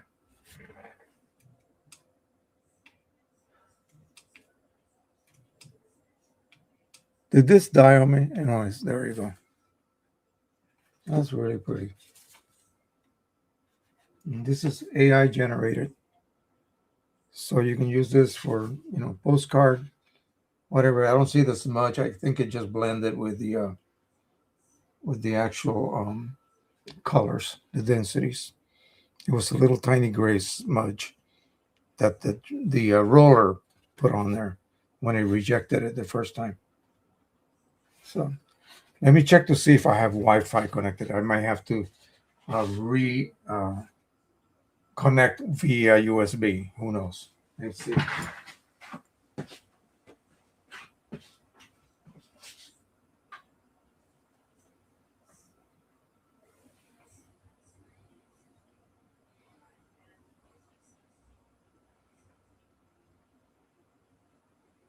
According to this, I do have Wi-Fi. Hopefully once it finishes loading, it will start printing.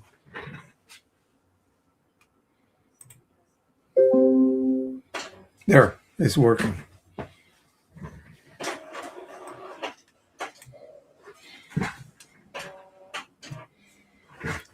I'm going to pre-warm my system here. Make sure I align this correctly. Give it a good warm up.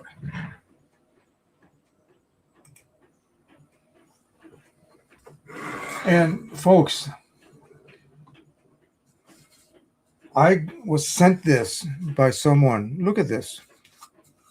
It opens up here. It hinges out. This is 3D printed with a filament type printer. And it holds these little bottles. This is the size Precision Colors provides you with their 4-ounce kits. The only thing you would need is labels. This would be for like the Pro 100 or the Pro 200. I'm going to look this up to see if I can find. And then I know Mike Chaney does 3D printing. I know, of course, Rudy Hallamum does 3D printing. I don't know whether he's the one that provided me with this. I have to check. I have to double check. Let me see.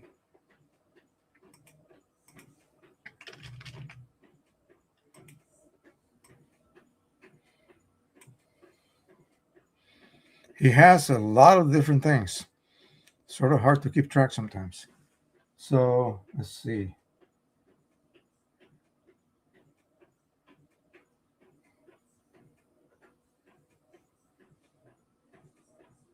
Where's Rudy? Here we go, right here.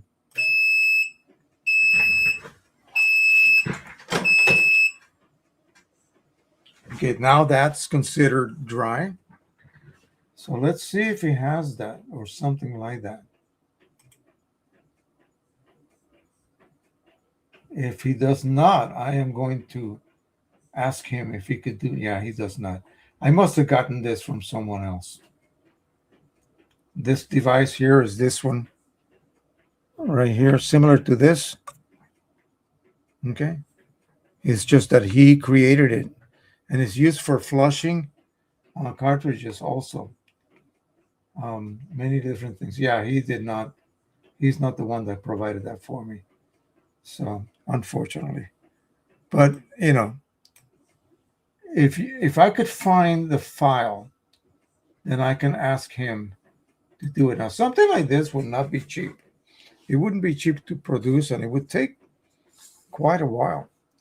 This is different than resin printing. This takes a long time to do. And you can see the ridges, layer by layer by layer. But look at the way everything fits. And it's really neat. It's really super nifty for refillers that utilize, 8 ink printers.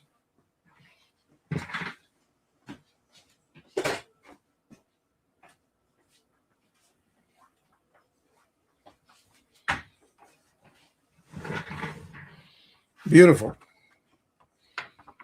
Let me put this here while I prep the aluminum plate.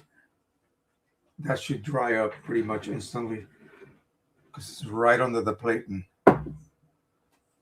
of the heat press. So let me grab the edge. And then after this, I'm just going to open it up to the panel here. If you have any questions, any suggestions for the new year, what would you like to see happen? What would you like me to see me working on? Again, I never thought I would ever have a 200 here for me to experiment on and do comparisons. So, to me, that's a huge thing. Okay, this is now completely dry. So we'll lay this face down. On top of it, we're going to remove all of the bleed. I hope I can because I forgot to do the remove the black border. Oh geez.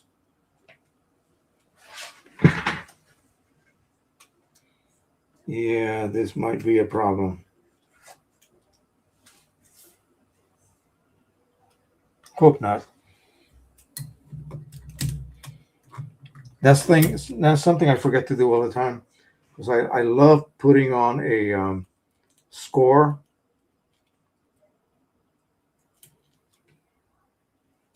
And I think you have to agree it really makes the image look classy on paper such as the Strathmore linen paper. It makes it look more artsy.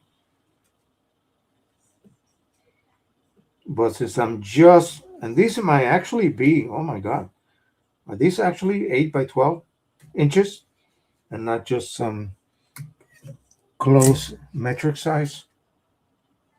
Maybe they might just be exactly 8 by 12.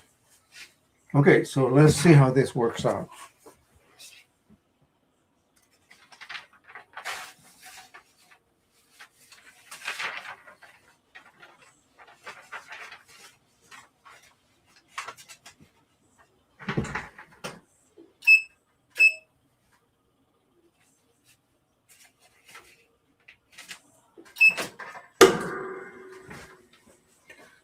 All right. I have my last piece of 9 by 12, I think it is, right here. Got a little nick on the corner there. I'm not going to load that corner in. Let me enlarge this a bit. I'll try to come up with something that we can print on it. 9 by 12. It should be any of these images should be able to fit perfectly. So in this case, we're just going to change this. Of course, we're going to change it to the proper printer.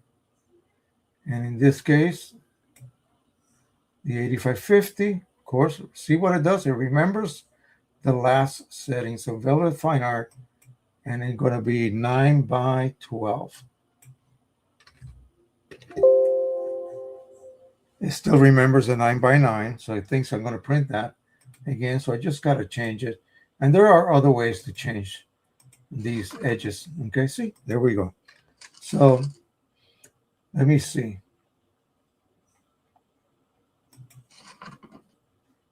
That looks pretty bland. This is the one that I converted this to this. And yeah, pretty interesting, huh? But I'm being called by the heat press.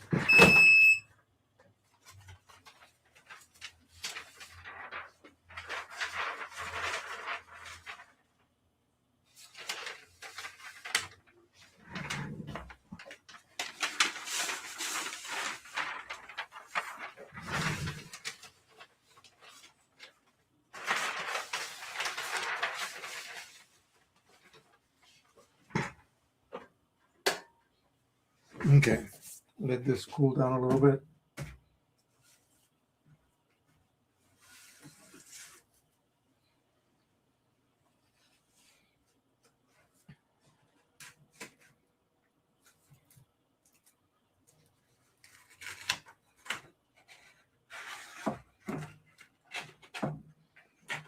Very hot.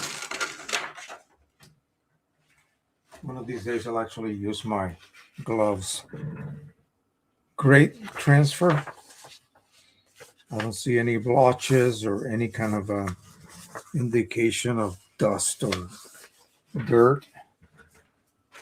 Any little granule of anything attached to that transfer paper will create a little dimple, a little pimple like, and that will result as a white spot with a little bit of a halo around it, a really weird look. I think you saw that in one of my demos last week, but I let it slide because I thought the water also had a lot of little dimples on it. So I thought, okay, this might fool the viewer into thinking that it's just part of the actual scene. Doesn't fool me, but you know. All right, so here we go. And I am amazed at the quality of these relatively cheap sublimation blanks that you get on Amazon. This is lovely. This would be, you know, a great gift to someone. So let's print it on, let's do one more print, but we'll print this on the Strathmore, but just larger Strathmore, the 9x12 Strathmore. I have it loaded right there.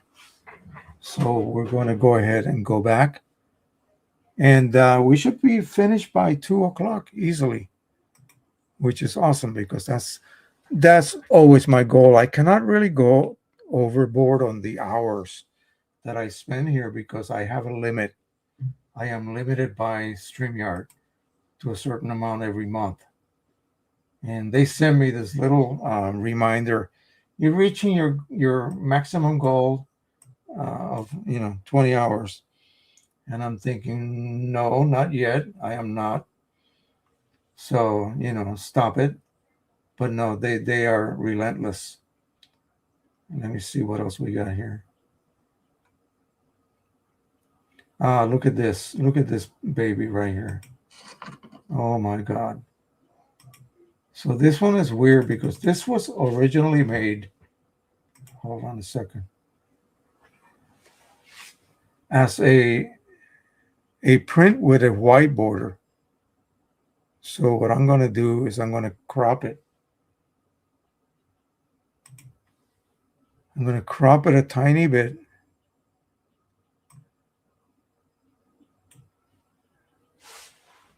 Let me see if I can do that without too much of a hassle. I want to remove that bit of a border that I put on it beforehand and just move it. And I should not have a border anymore on it. Just to make sure, I'm going to go ahead and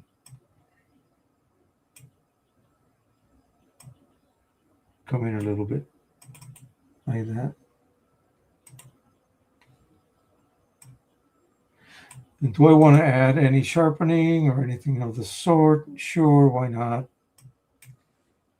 But this is not a AI. This is an actual photograph.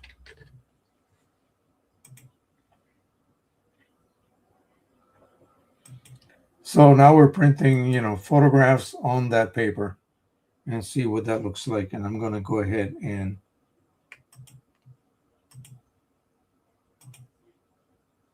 I still have a bit of a border on it. Let's see what happens if I remove that border. Okay. That looks good. That looks evenly distributed. Now let me add only a 3 pixel border. Okay. Strathmore print prism. Velvet Fine Art. 8550.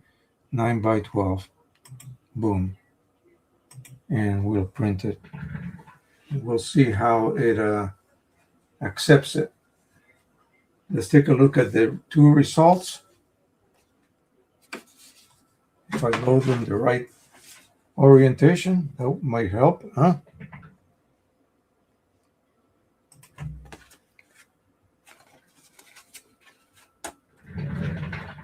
You can see the intensity of this compared to the more not so reflective surface of the matte paper, but still quite acceptable. This is just out of this world. This is just crazy, crazy beautiful.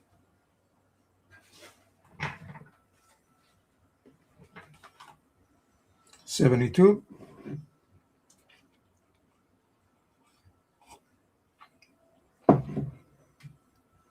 While this is printing, I'll show you a couple of other images that might be good on a paper such as the Strathmore linen.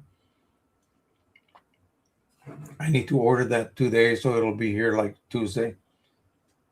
Or maybe possibly even overnight. Who knows? It depends.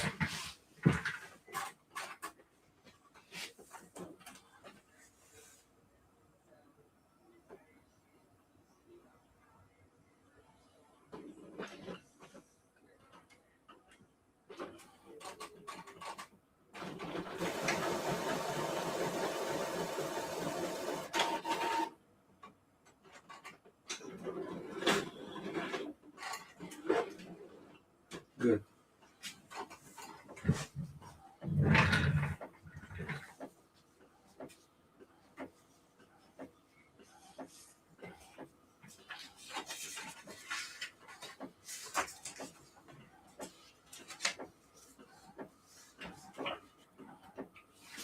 Here's some common paper. Here's that other type of nozzle check I was talking about. You see that? So the 4200 has two print heads, one for black and one for the three colors. So it's just basically a 4-color printer. A 4-color printer that can do this.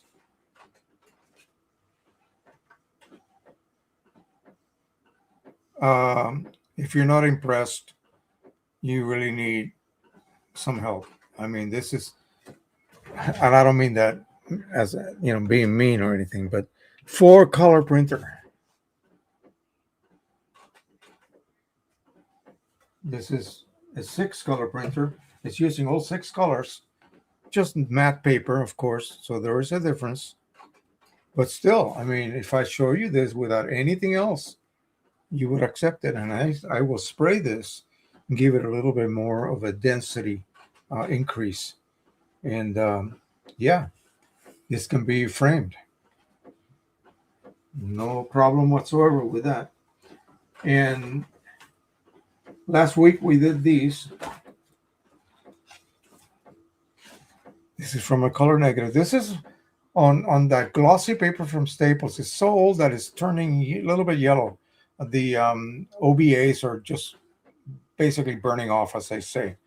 And you get this a bit of a weird yellow tinge to the borders, the areas without ink. But if you look at the areas with ink right here, for example, it couldn't be better. This is on the 8550. So say you got a scanner that can scan negatives and you have a boatload of negatives from your past, years. If you're my age, then you grew up with film.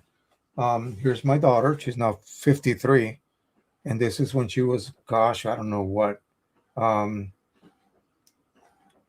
This is 83. She was born in, so she was about 7 or 8 at that point. We're in Paris, passing the afternoon. You can take a train for $12 to Paris from our station where we lived. And this looks bad over there. I don't know why. Let me turn this off. Yeah, now as you see, it's a lot more neutral. But anyway, yeah. So this is from film, and you can look at this and go like, oh, this doesn't look that much different from a digital picture that you can produce now. And, what can I say? And this is Richard Bender's latest that he sent me. And again, it's just mind-blowing. I mean, wow. And again, from the 8550, this is on real matte paper meant for inkjet printing. I would love to test something from Red River, say like Aurora Natural or Aurora White, which is a texture matte paper coated, of course, for inkjet printing, and maybe test it with the VFA profile and see what I get. I get better blacks because the paper is coated for that. It's not like this. This is not coded for inkjet printing. The way the way we're getting these results is simply luck, basically. We did not know what that printer could do with that paper choice using both blacks. So that enhances everything. Yeah. But this is crazy. I got to make, but again, this is a rectangular, and I don't have rectangular, uh, that rectangular type of media. This would actually lose. I would end up with a white border that I would have to trim off, and I don't know whether my trimmer can do that cleanly. I might end up with a botched looking result, and I don't want to even try because those images deserve a lot more.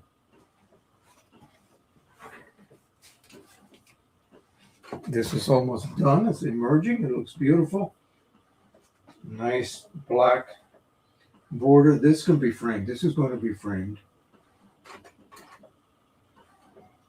So you can do AI. You can do generate paintings. Print them on that paper. Here we go. It's done.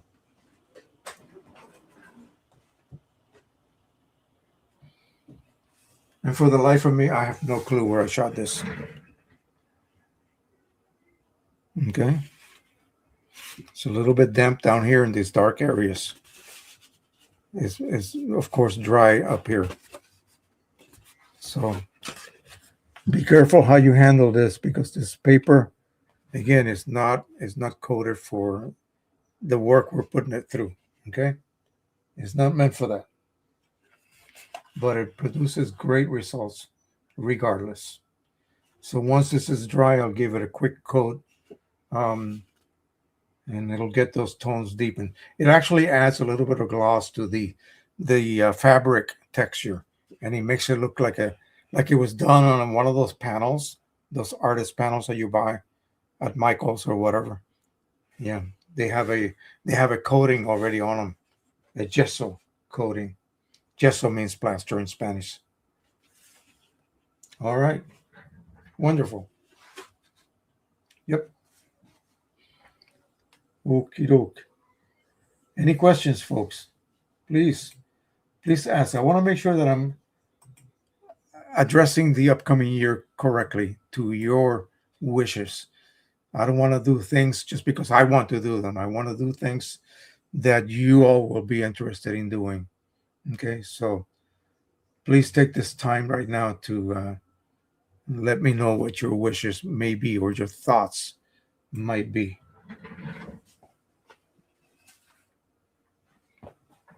We have one. Let me close this.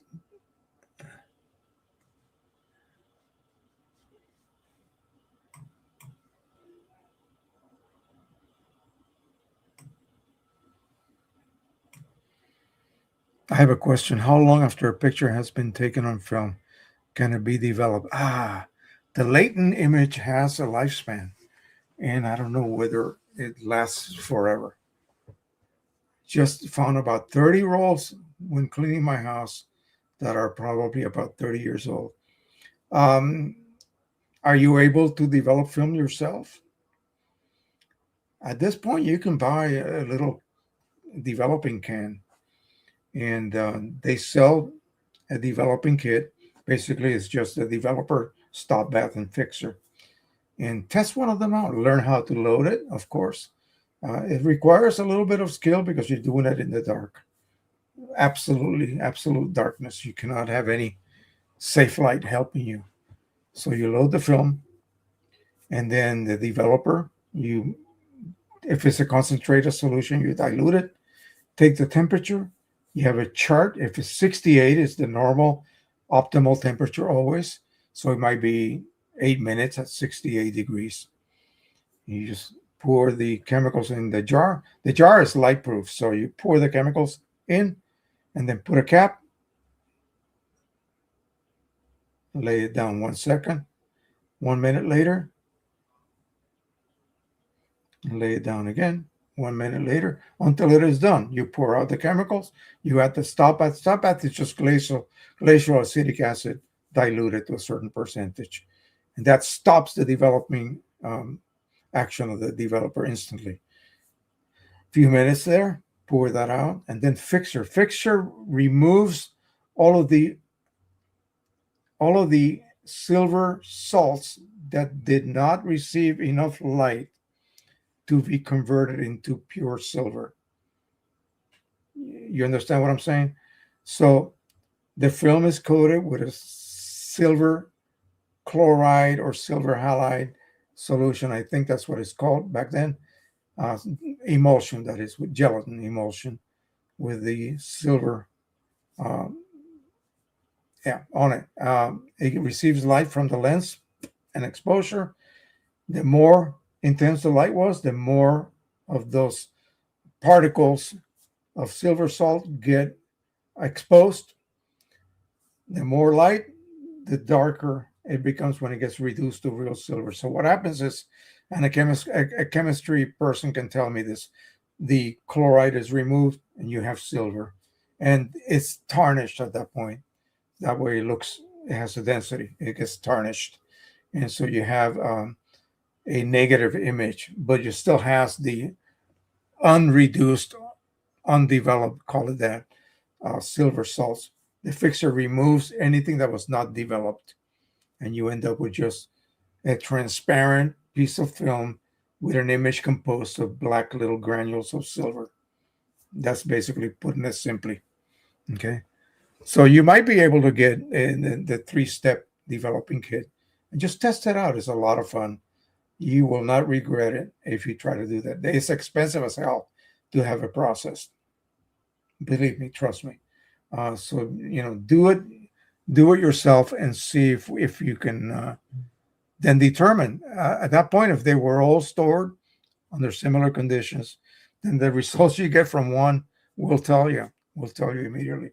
Now, back when we were doing this constantly, that was me at work.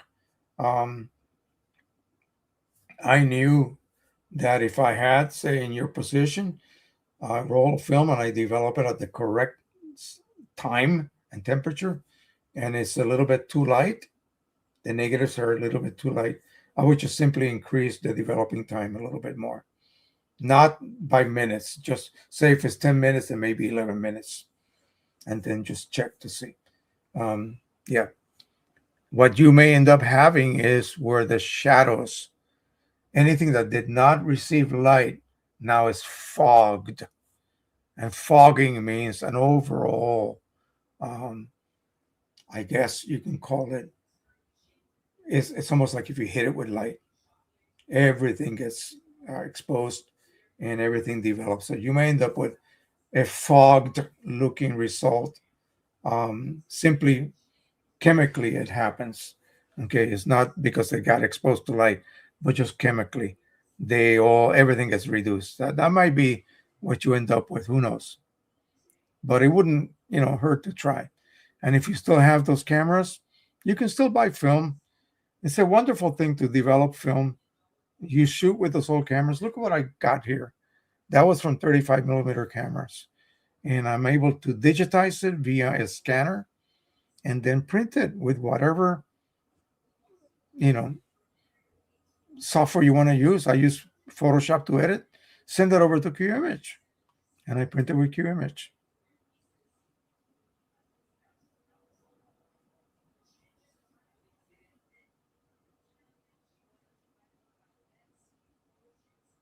Yeah, obviously. Like I don't even think I can do a 12 by 18, but if I try to load a 13 by 19, for some reason it immediately jams. So I'm staying away from that size. If I want to do that, I go to my Pro 1000. But up to 18 by 12 by 18, which is what I have as far as Strathmore linen paper goes, it seems to have worked okay. Again, I still have to babysit it a little bit, give it a little bit of help. But you got to admit, the results are amazing. This is one of those things that might get you addicted to it if you ever try it.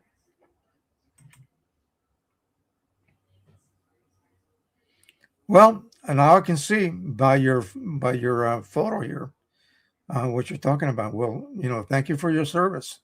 Um, I've always admired the police and other areas of law enforcement. I knew many friends in the army that were military police officers, and yeah, including girls.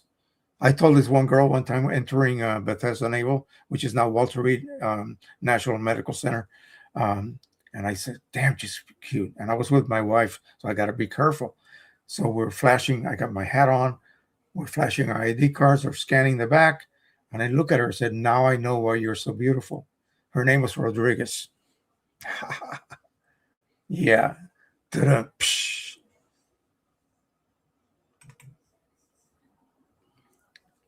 Pete says, "How about going over different paper types that and what they are used for? What is burrito paper?" Yeah, I could do that. I'm going to be asking uh, Red River to be send me. Uh, I don't want to buy it. I want them to send me because I'm going to be promoting, and they don't need a lot of promotion. Trust me. But anyway, whatever viewership I develop in the new channel, I'm going to show them what each one of these papers is. So that's a great idea. Send me sample packs, and we'll do that. We'll do comparisons. The only thing is, you really cannot, with a sample pack, you cannot do multiple printer comparisons because there's only like two per pack, two types of paper per pack. Like each paper is just two sheets. Yeah.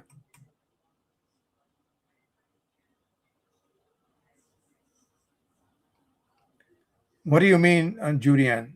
What is TDP 605? Or you mean you're talking? Oh, okay. You're talking to this guy. Okay. Yeah, black and white is easy. Color is a pain. No color. It's a little bit more difficult. You need more strict temperature controls. Although Richard Bender, who is here, he and his group, and I don't know who this group is, but he's told me this at lunch. We've been having lunch together several times, and he told me that when he was a younger man, he and his group developed a chemistry set. A chemistry set meaning a set of chemicals for Kodak film that did not require quarter degree accuracy. That was the requirement back then. So our processing machines, if you were using a machine or manual processing, you needed to put your can with the film in it and chemicals in it in a water bath that was constantly temperature controlled to maintain that quarter degree Fahrenheit quarter degree accuracy. And they were able to develop that, and Kodak didn't like it.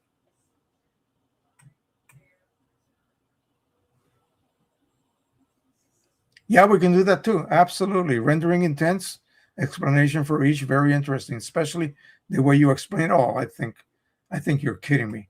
I talk too much. But if it gets the point across, then that's what I will do.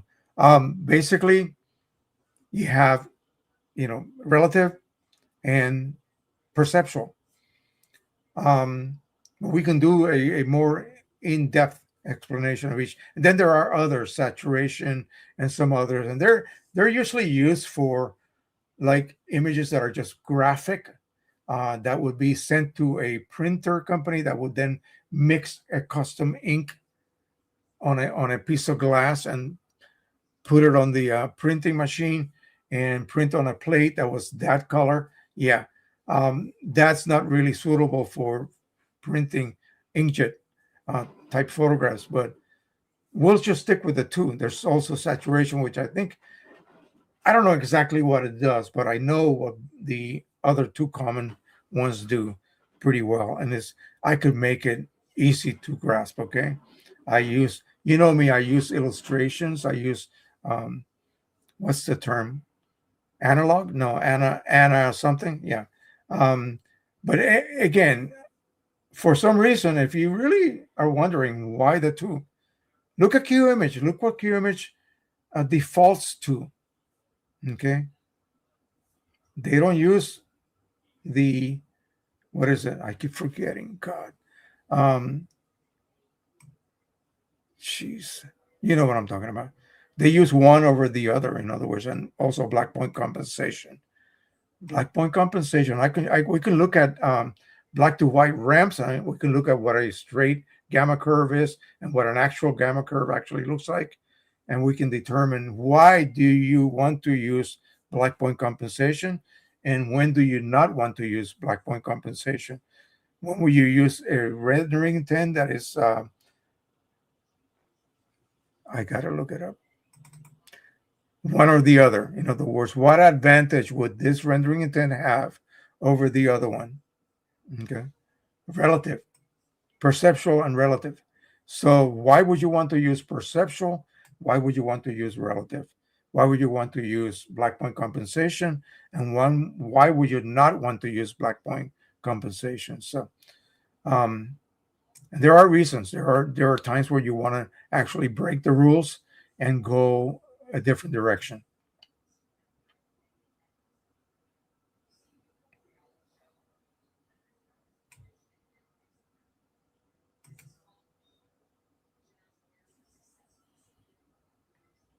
They would all be color. What do you mean by that, Judy? I know you're referring to what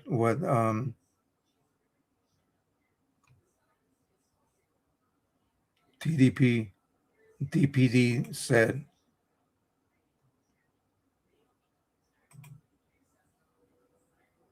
So yeah, he probably loves both. When I did color photography with my cameras, which was very seldom because I couldn't develop it at home, um, I stuck to just certain things, certain settings. I've done some color. Let me see. I'm going to show you.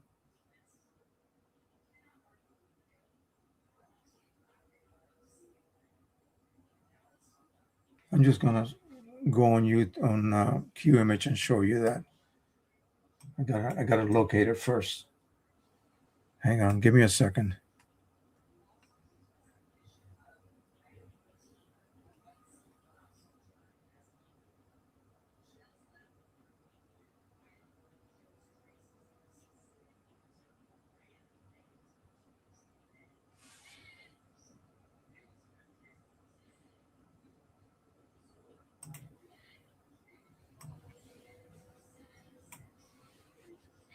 Okay, so when we did color on the days of 35 millimeter and roll film cameras, we use Kodak color film, unless you were using another brand.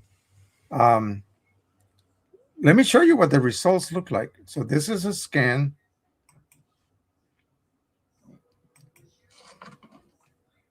from Kodak color. It's inside the ruins of a like a church back in the 1100s, and this is still accessible to humans in Belgium. It's located in Belgium. Let me show you what that looks like. So this is it right here. You can see it's got a certain weird character to it. Okay, it doesn't look like a digital camera shot it. This is the outer part of this place, and you could, of course, I could take this and increase. You can see greens here, the ivy growing. You can see the color of the masonry. Um, and again, you got to also remember these are negatives from the 80s. I could add a lot of saturation to it and just give it a little bit more color, but it is what it is. Um, yeah. Let me see if I have any more. I haven't done too much in the way of scanning color negatives. I think everything else is black and white. Yeah.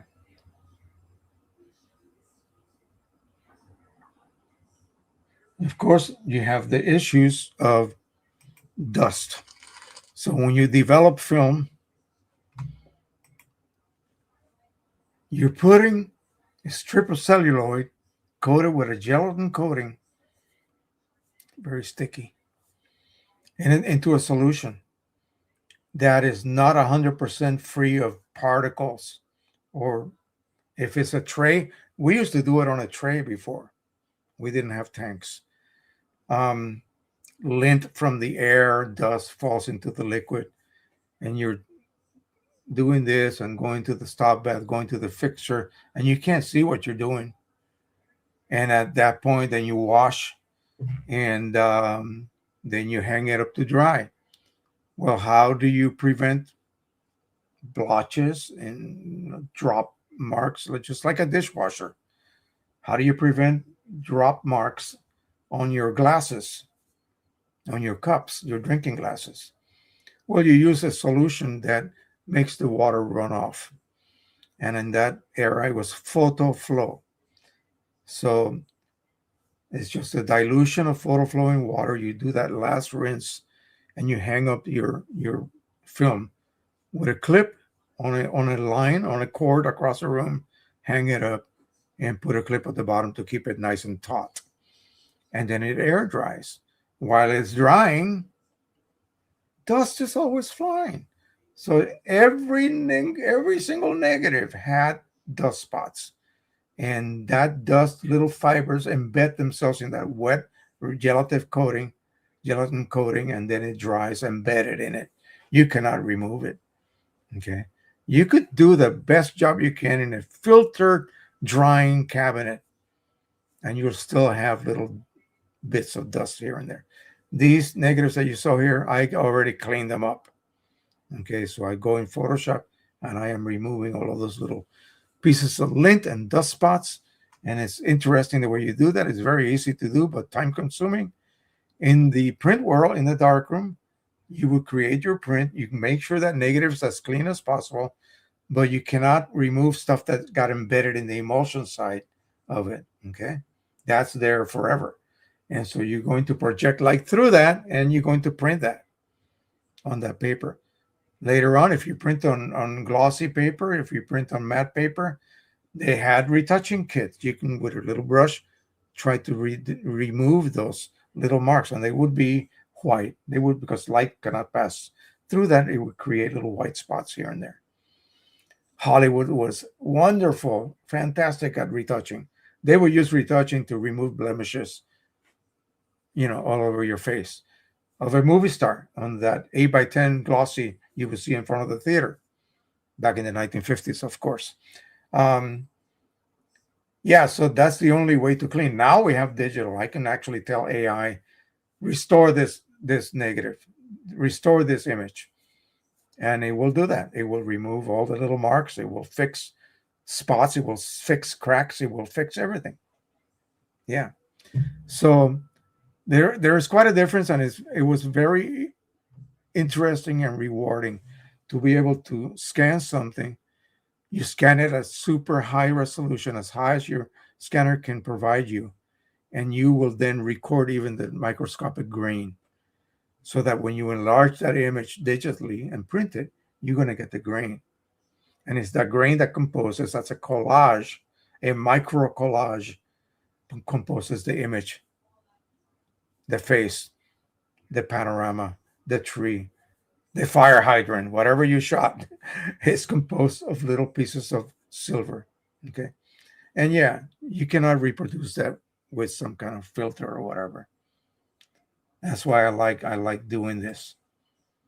And we can actually I can do that. I can remove this monitor and use the scanner and give you a like Richard Bender's an expert at it. I can also do it quite well and give you a demonstration, maybe in one of the live streams. That'll be something good for the upcoming year. and show you how to do that. And that'll make you dig up those negatives you may have in some closet, in some album or whatever, put away for years.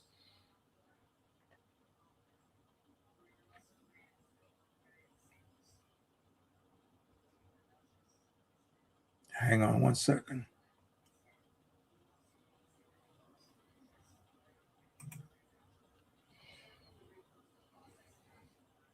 Yeah, it might just be mine. It might just be mine. I'm sure. Um, Mine developed that problem, and I really haven't gone back to just try to fix it or try to determine why. It's not an overall issue. No, it's just with mine.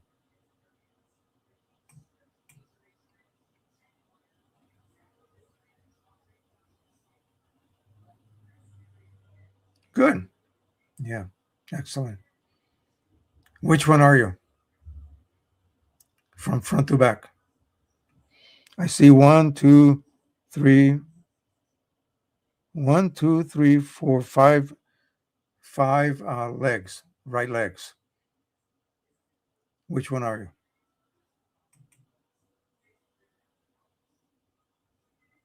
Oh, thank you. I appreciate that.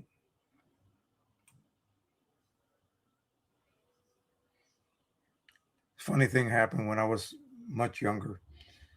My last assignment, my last, I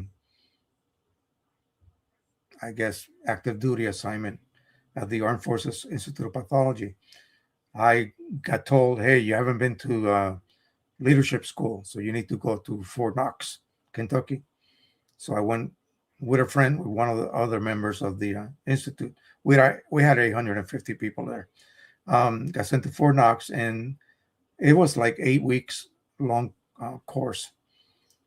And one of the things that I had to do, everybody had to do, was take a partner off somewhere and then put him through his paces. I mean, drill and ceremonies, everything. And I didn't realize the guy was that I was running through all of this had a little smirk in the face. He didn't realize that a master sergeant was right behind me. And he turned around and then had me go through it. And I did it perfectly. And he said, you should be a leader. And I said, well, when I turned back, I was the NCOIC, the non-commissioned officer in charge of my group in the institute. Small group, not too many military, but some civilians. So basically, everybody looked up to me for instructions, for help, um, either emotional or physical. And I'm very glad to be able to help everyone. So maybe that's just a gift that I had back then, and I hope I still have some of it.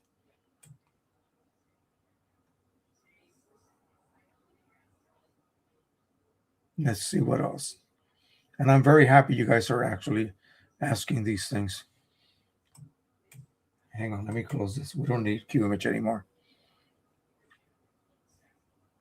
By the way, I promised my Wisconsin friend that I was going to have a new slideshow. They're coming to visit me in May. And I wanted to take them to some of our historic places in the area. For example, you know, um, Gettysburg, Pennsylvania. Great.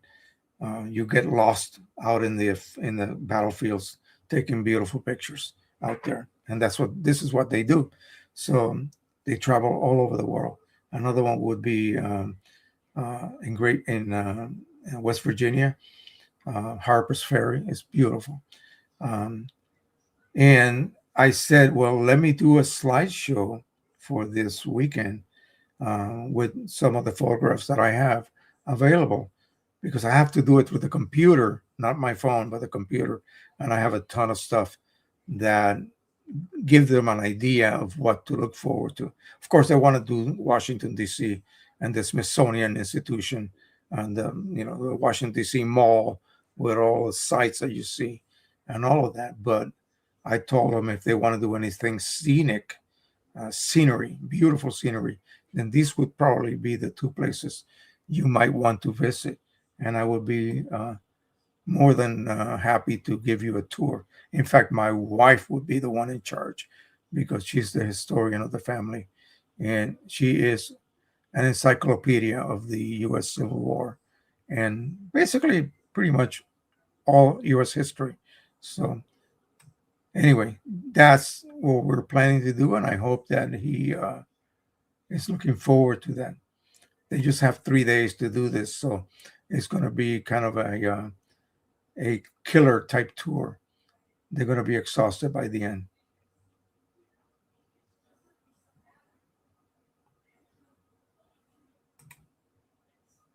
When I started watching you, I couldn't print anything correctly. Now, 3 years later, I am not scared to print anything. This is the best class I've ever had. Oh, wow. I learned so much. Great teacher. Well, I'm glad. You know what? All I'm doing is going back as I progress from the year 2000. I've been doing this since I was a photography. So I was a kid. I never had any girlfriends. No, I never did anything naughty. When I was a kid, I was a little mole. I was constantly at home studying my encyclopedia or in my little closet darkroom. My dad bought me an enlarger when I was 9 years old and a camera. So what could I ask? What else could I ask for? Um, and then I came to LA, went to school. Um, Met my English teacher who ran the photography club after school. Oh my God, and that was a dream come true for me. I had to do my homework on Wednesdays during lunch, so I could attend class, not class, but at the club afterwards. And so after that, I went to high school. I was privileged enough to go to a high school called John Marshall High School. It's in near Hollywood, and it's kind of a prep school, and they use it for movies because it's a beautiful Eastern-looking, Eastern-style brick building with ivy and towers. Not like a prison-looking school like in most LA areas in California have, but so we had to major in high school. So I was a musician at that time, so I majored on music, and I got very good grades, except for U.S. history. I failed it on purpose. I ended up having to go to summer school. I got an A on it because I finally got my ass in gear and did all my work. And then in the Army, I met my wife, and we ended up going to Massachusetts after I came back from Korea. This is flying through the storyline, okay? So we ended up going to Fort Evans, Massachusetts, and she says, "Oh my God, Joe, do you realize where we are?" And I thought, "No, I don't. I could care less." "Okay," she said, "let me start taking you places." And that started my interest in history. And thanks to her upstairs. Um, then I began to appreciate places that we went to. Then we went to Europe. Oh my God, what a treasure chest of, you know, gifts that was. And we got to see so many things that normal people would not get to see. And there we were, paid to be there. Okay, in other words. And so yeah. But yeah, it's been quite a life. Um, by the way, she was my first date.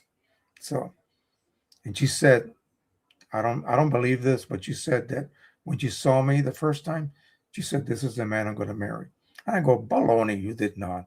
All kinds of guys were after you, but maybe this kid was the best one for her." And so 54 and a half years later, here we are.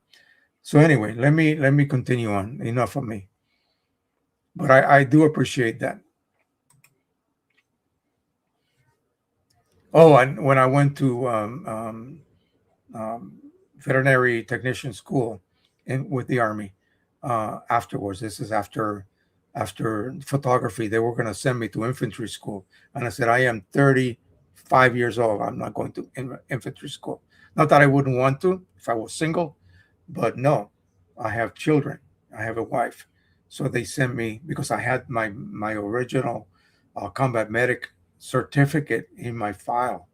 They said, "Well, we can choose another medical specialty for you. Would you like to become a vet tech?" I said, "Sure. What else?" You know.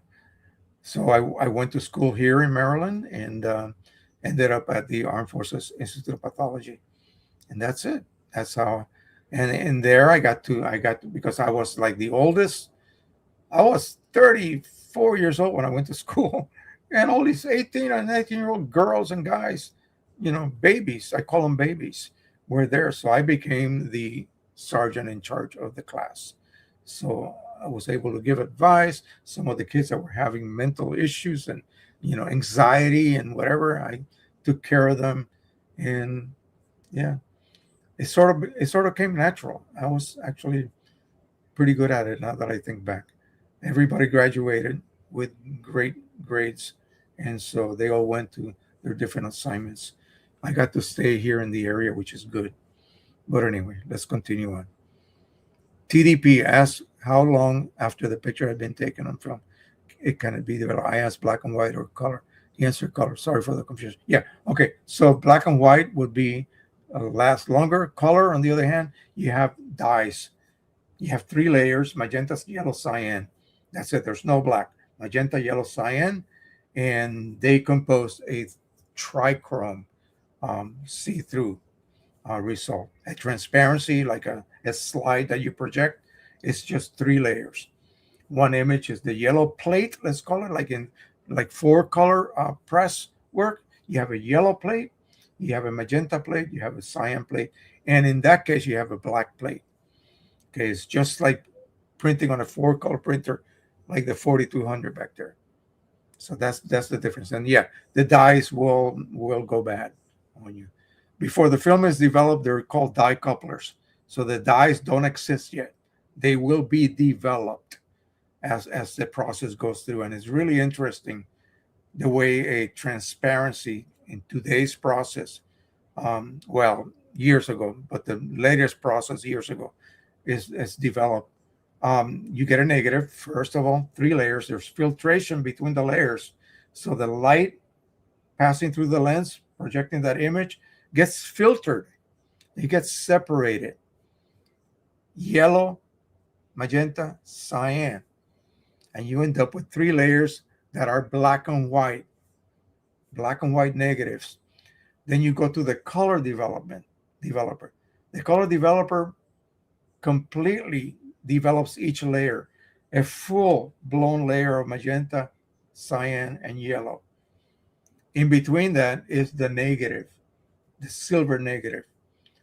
You then use a reversal process where the silver negative and correspondingly whatever dye is attached to it gets removed. What's left over is no more silver, but only a positive dye, three layers of dye. And you look at the transparency and it looks like a photograph to you. The same thing happens on paper as well, but not like that. You go from negative to positive on paper. But the film, transparency film, it was direct positive to positive. Well, actually, it did not. It went positive to negative and then back to positive by that reversal process. It was really cool. We used to do that with a machine, just machine automatically did that for us.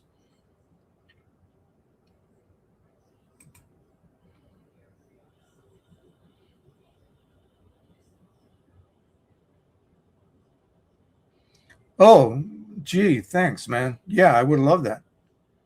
I would love that. Definitely. You got my address, you said, right? I don't think I've ever tried like Canson inkjet papers, only the art papers that they sell at the local Michaels and art shops. I'm one of the flag carriers, second one from the photographer's perspective. So you're the guy that's this one right here? Yeah, the second guy. Okay. Excellent. How long ago did you retire? My Nathan's grandfather, he's a retired police officer as well. And so is his cousin Harley's father, also retired police officer.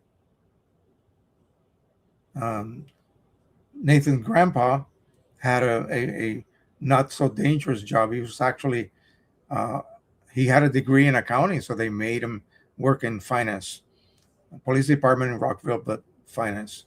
Whereas the other guy, Marcus, he was in the worst parts of Los Angeles doing drug work. Uh, Dangerous as hell. He's a super sweet guy, man.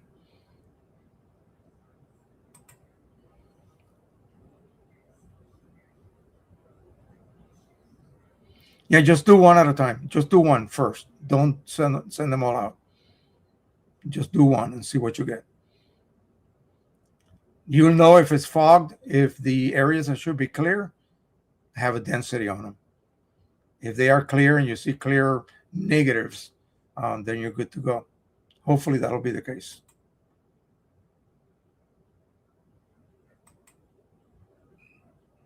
Oh, don't ever show. Yeah, you'd be amazed how many. These are people that have nothing to do. They're not really interested in photo printing, but they do sort of what's the term? They're trolls. The comment section of all kinds of channels. You should hear some of the stuff I get.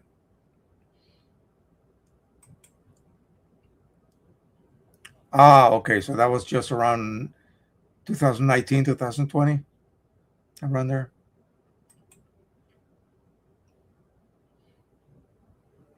Provia 100F E6 process 4x5 still is my absolute favorite for making photographs, then scanning and printing. So you are making positive transparencies on your 4x5?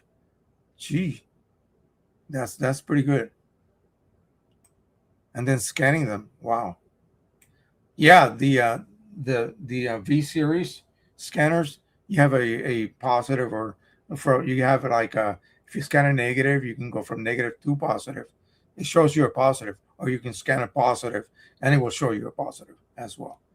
But it knows what to do, which is really good. I did drug work and SWAT. Oh my tactical anti-crime unit, which also our SWAT team. Yeah. Okay, so yeah, that's not a desk job. Yeah, I got you. I got you. I was watching a video today about Audie Murphy, the most incredible um, Army, formerly a private corporal, staff sergeant, first lieutenant, second lieutenant, first lieutenant, and then Congressional Medal of Honor, among with every other possible award he could have earned. He was like, he was smaller than I was when I went to the Army. I was only like, I'm still only like 5'4.5", and I think I weighed like 117 pounds back then. So I almost didn't pass. But yeah, he was a little bit less than me, and he got rejected by all three services. And then he lied on his age, and he somehow got into the Army. Was a member of the 3rd Infantry Division, and again, I think he has over 200 and something enemy kills under his belt. Incredible. Became a movie star. Then he went financially crazy and lost everything, and he eventually died on a plane crash. My wife and I are just idols of Audie Murphy. But I saw that today, and it made me think about the things that people went through. Wow. Anyway, enough of that. All right. So yes, color reversal sheets. Yeah. Wow. So you're using a 4x5 camera, shooting transparency, which is Ektachrome, was it? Is that what you're shooting still, or is there something new? Are you doing that now? So what kind of film is that? Is it Kodak or some other manufacturer? Let me know. I'm curious now. See, I could invite a lot of you people to come on here and be a guest. And some of the things that I want to do through Patreon is just that I want to have people join me on a phone to phone or video to video here.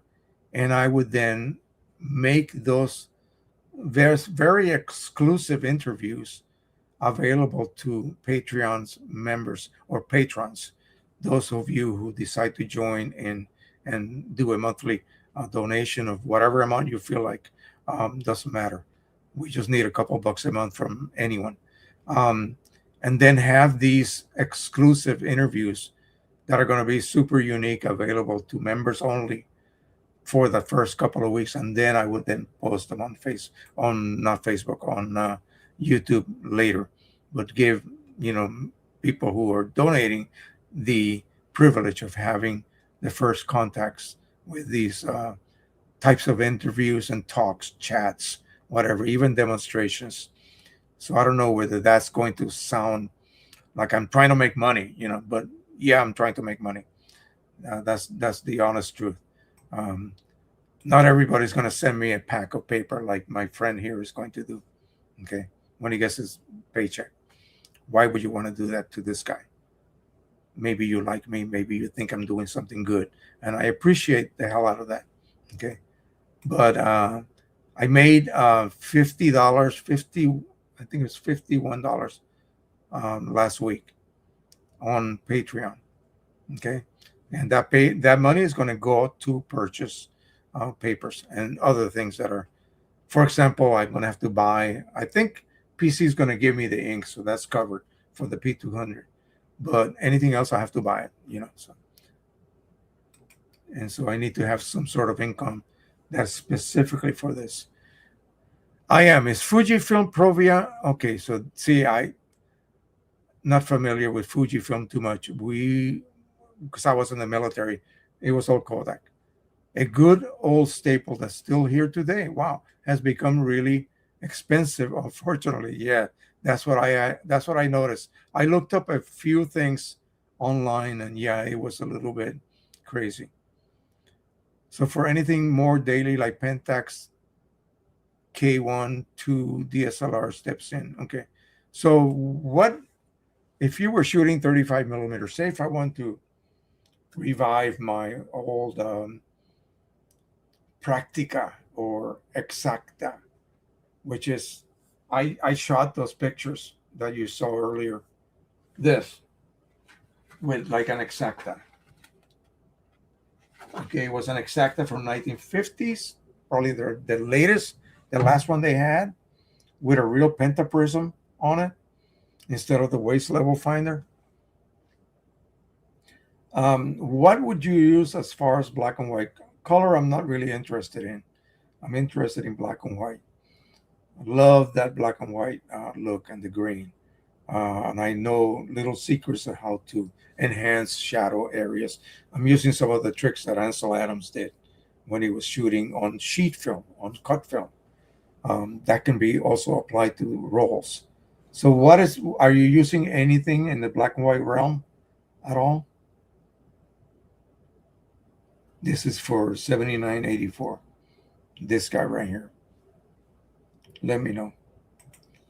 Let me prepare the slideshow because I know my wife is wondering why am I taking so long. Turn down the volume.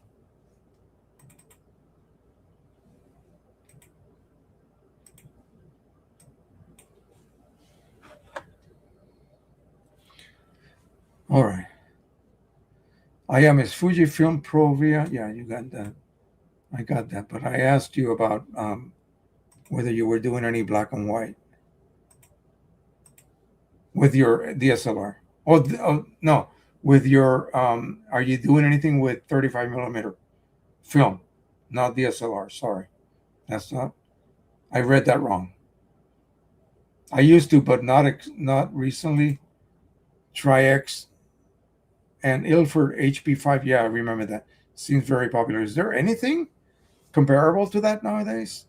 I'm gonna look after this, after I get off here, and see what they have.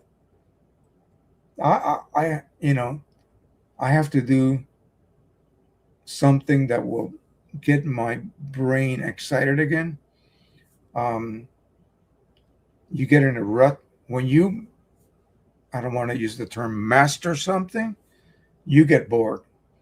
I tell people this: when you get this down pat, it's going to be boring as hell because you already know it's going to come out just like you see there. There's no more of that excitement. I try to show excitement, but really, I knew it was going to be, the results were going to be like this or like this, I knew that. So it wasn't a, yeah. I try to come across as, oh, I'm shocked that it came out. So no, I already knew. I already knew. If something would have gone wrong, then that would have been a shock. More likely, something going wrong is more of a shock than something coming out beautiful every single time. It gets boring, and so you need to start, you know, um, playing around with other things, something new to you. That'll be a challenge, and to me, I learn something and I dive head in. 3D printing. I have a couple of my little favorite little guys right here. Goofy. Oh, yo, oh, yo, oh, yo. Yeah, the Disney Goofy. Okay. And unlike this,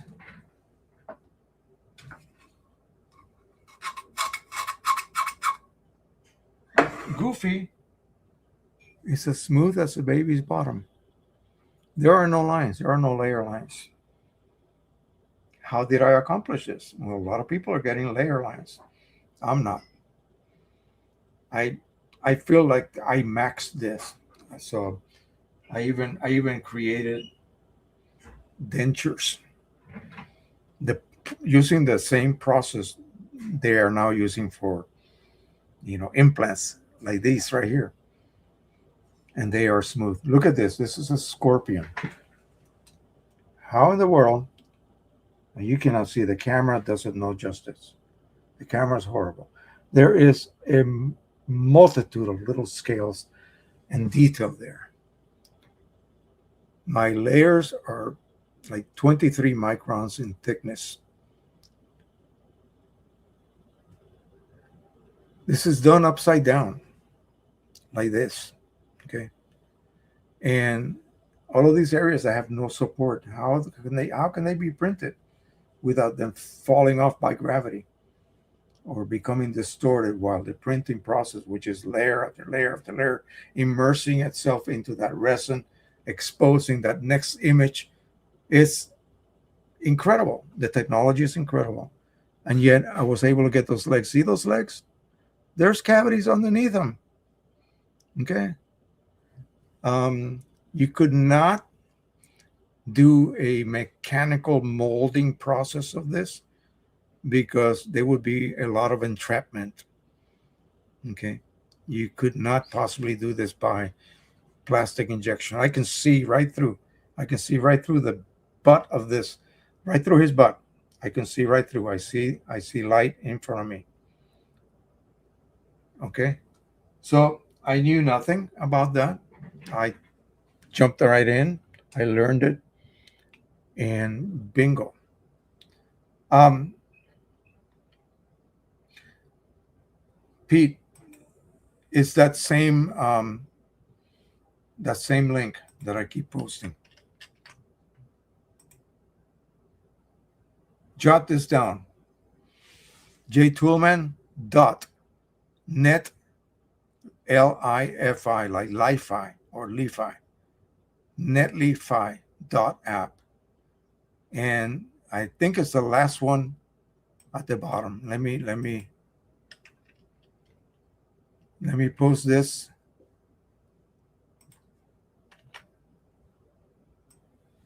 When you do that link, you're going to get this, of course. I think I've shown you that before. You got it? Okay. So then you just go, and I think it's at the bottom. Let's see, at the bottom someplace here. Rick Johnson, Keith Cooper, huh? It's just my bad eyes. I can never find stuff. Patreon, right here.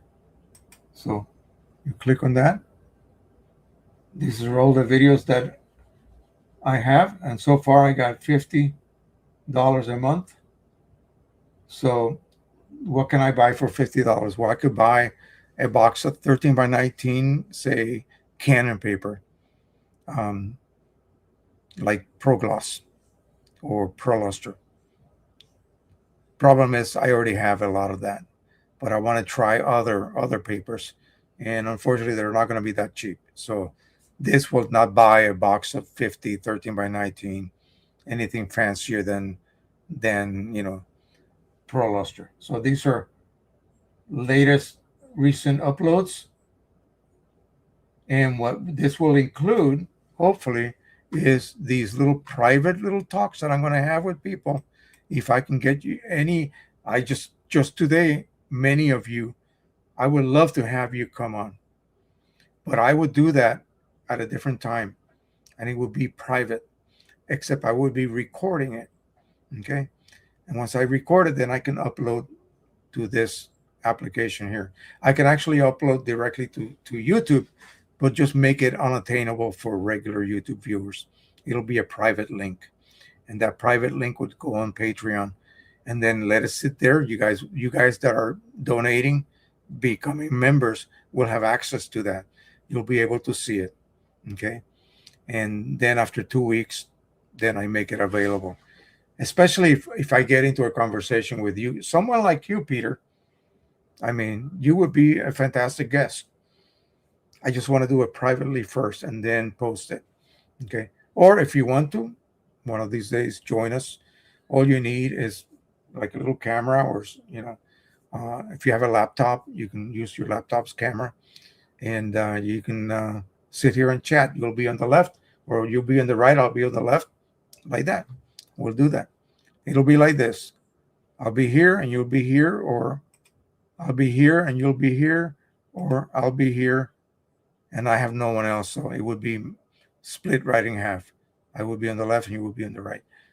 If you've seen the recent one I did with Matt from Precision Colors, that's what we did. So, except that was live. I would do this privately, do a recording, and then I would go ahead and upload it, make it available to everyone. But only members would have the first priority, the first dibs, if you will. All right, I think that's enough. Oh my God, we made it to 3 o'clock. I hope I don't use up all my time. I shouldn't. It's 4 times a month, 3 hours. That's only what, 12? Yeah, and I got 20 hours, so that's good. All right, that'll have to do. All right, thank you again so much. Really appreciate you guys. You guys keep me going. You keep my juices flowing, really, seriously. So we'll see you again next week. I will keep uploading 2 videos a day plus one old live stream. And it's wonderful going back in time. Go back in time and watch these every Saturday at noon Eastern time, and see what we were talking about in 1919 or 1920. That might be interesting. Back then, there was a lot of developments taking place. So, all right, that'll be it. Thank you so much from the old sergeant here. We'll see you next week. Don't forget to subscribe, share, and like this live stream. Bye-bye, everybody.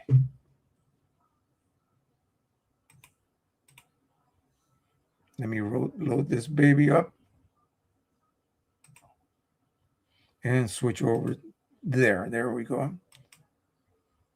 And play.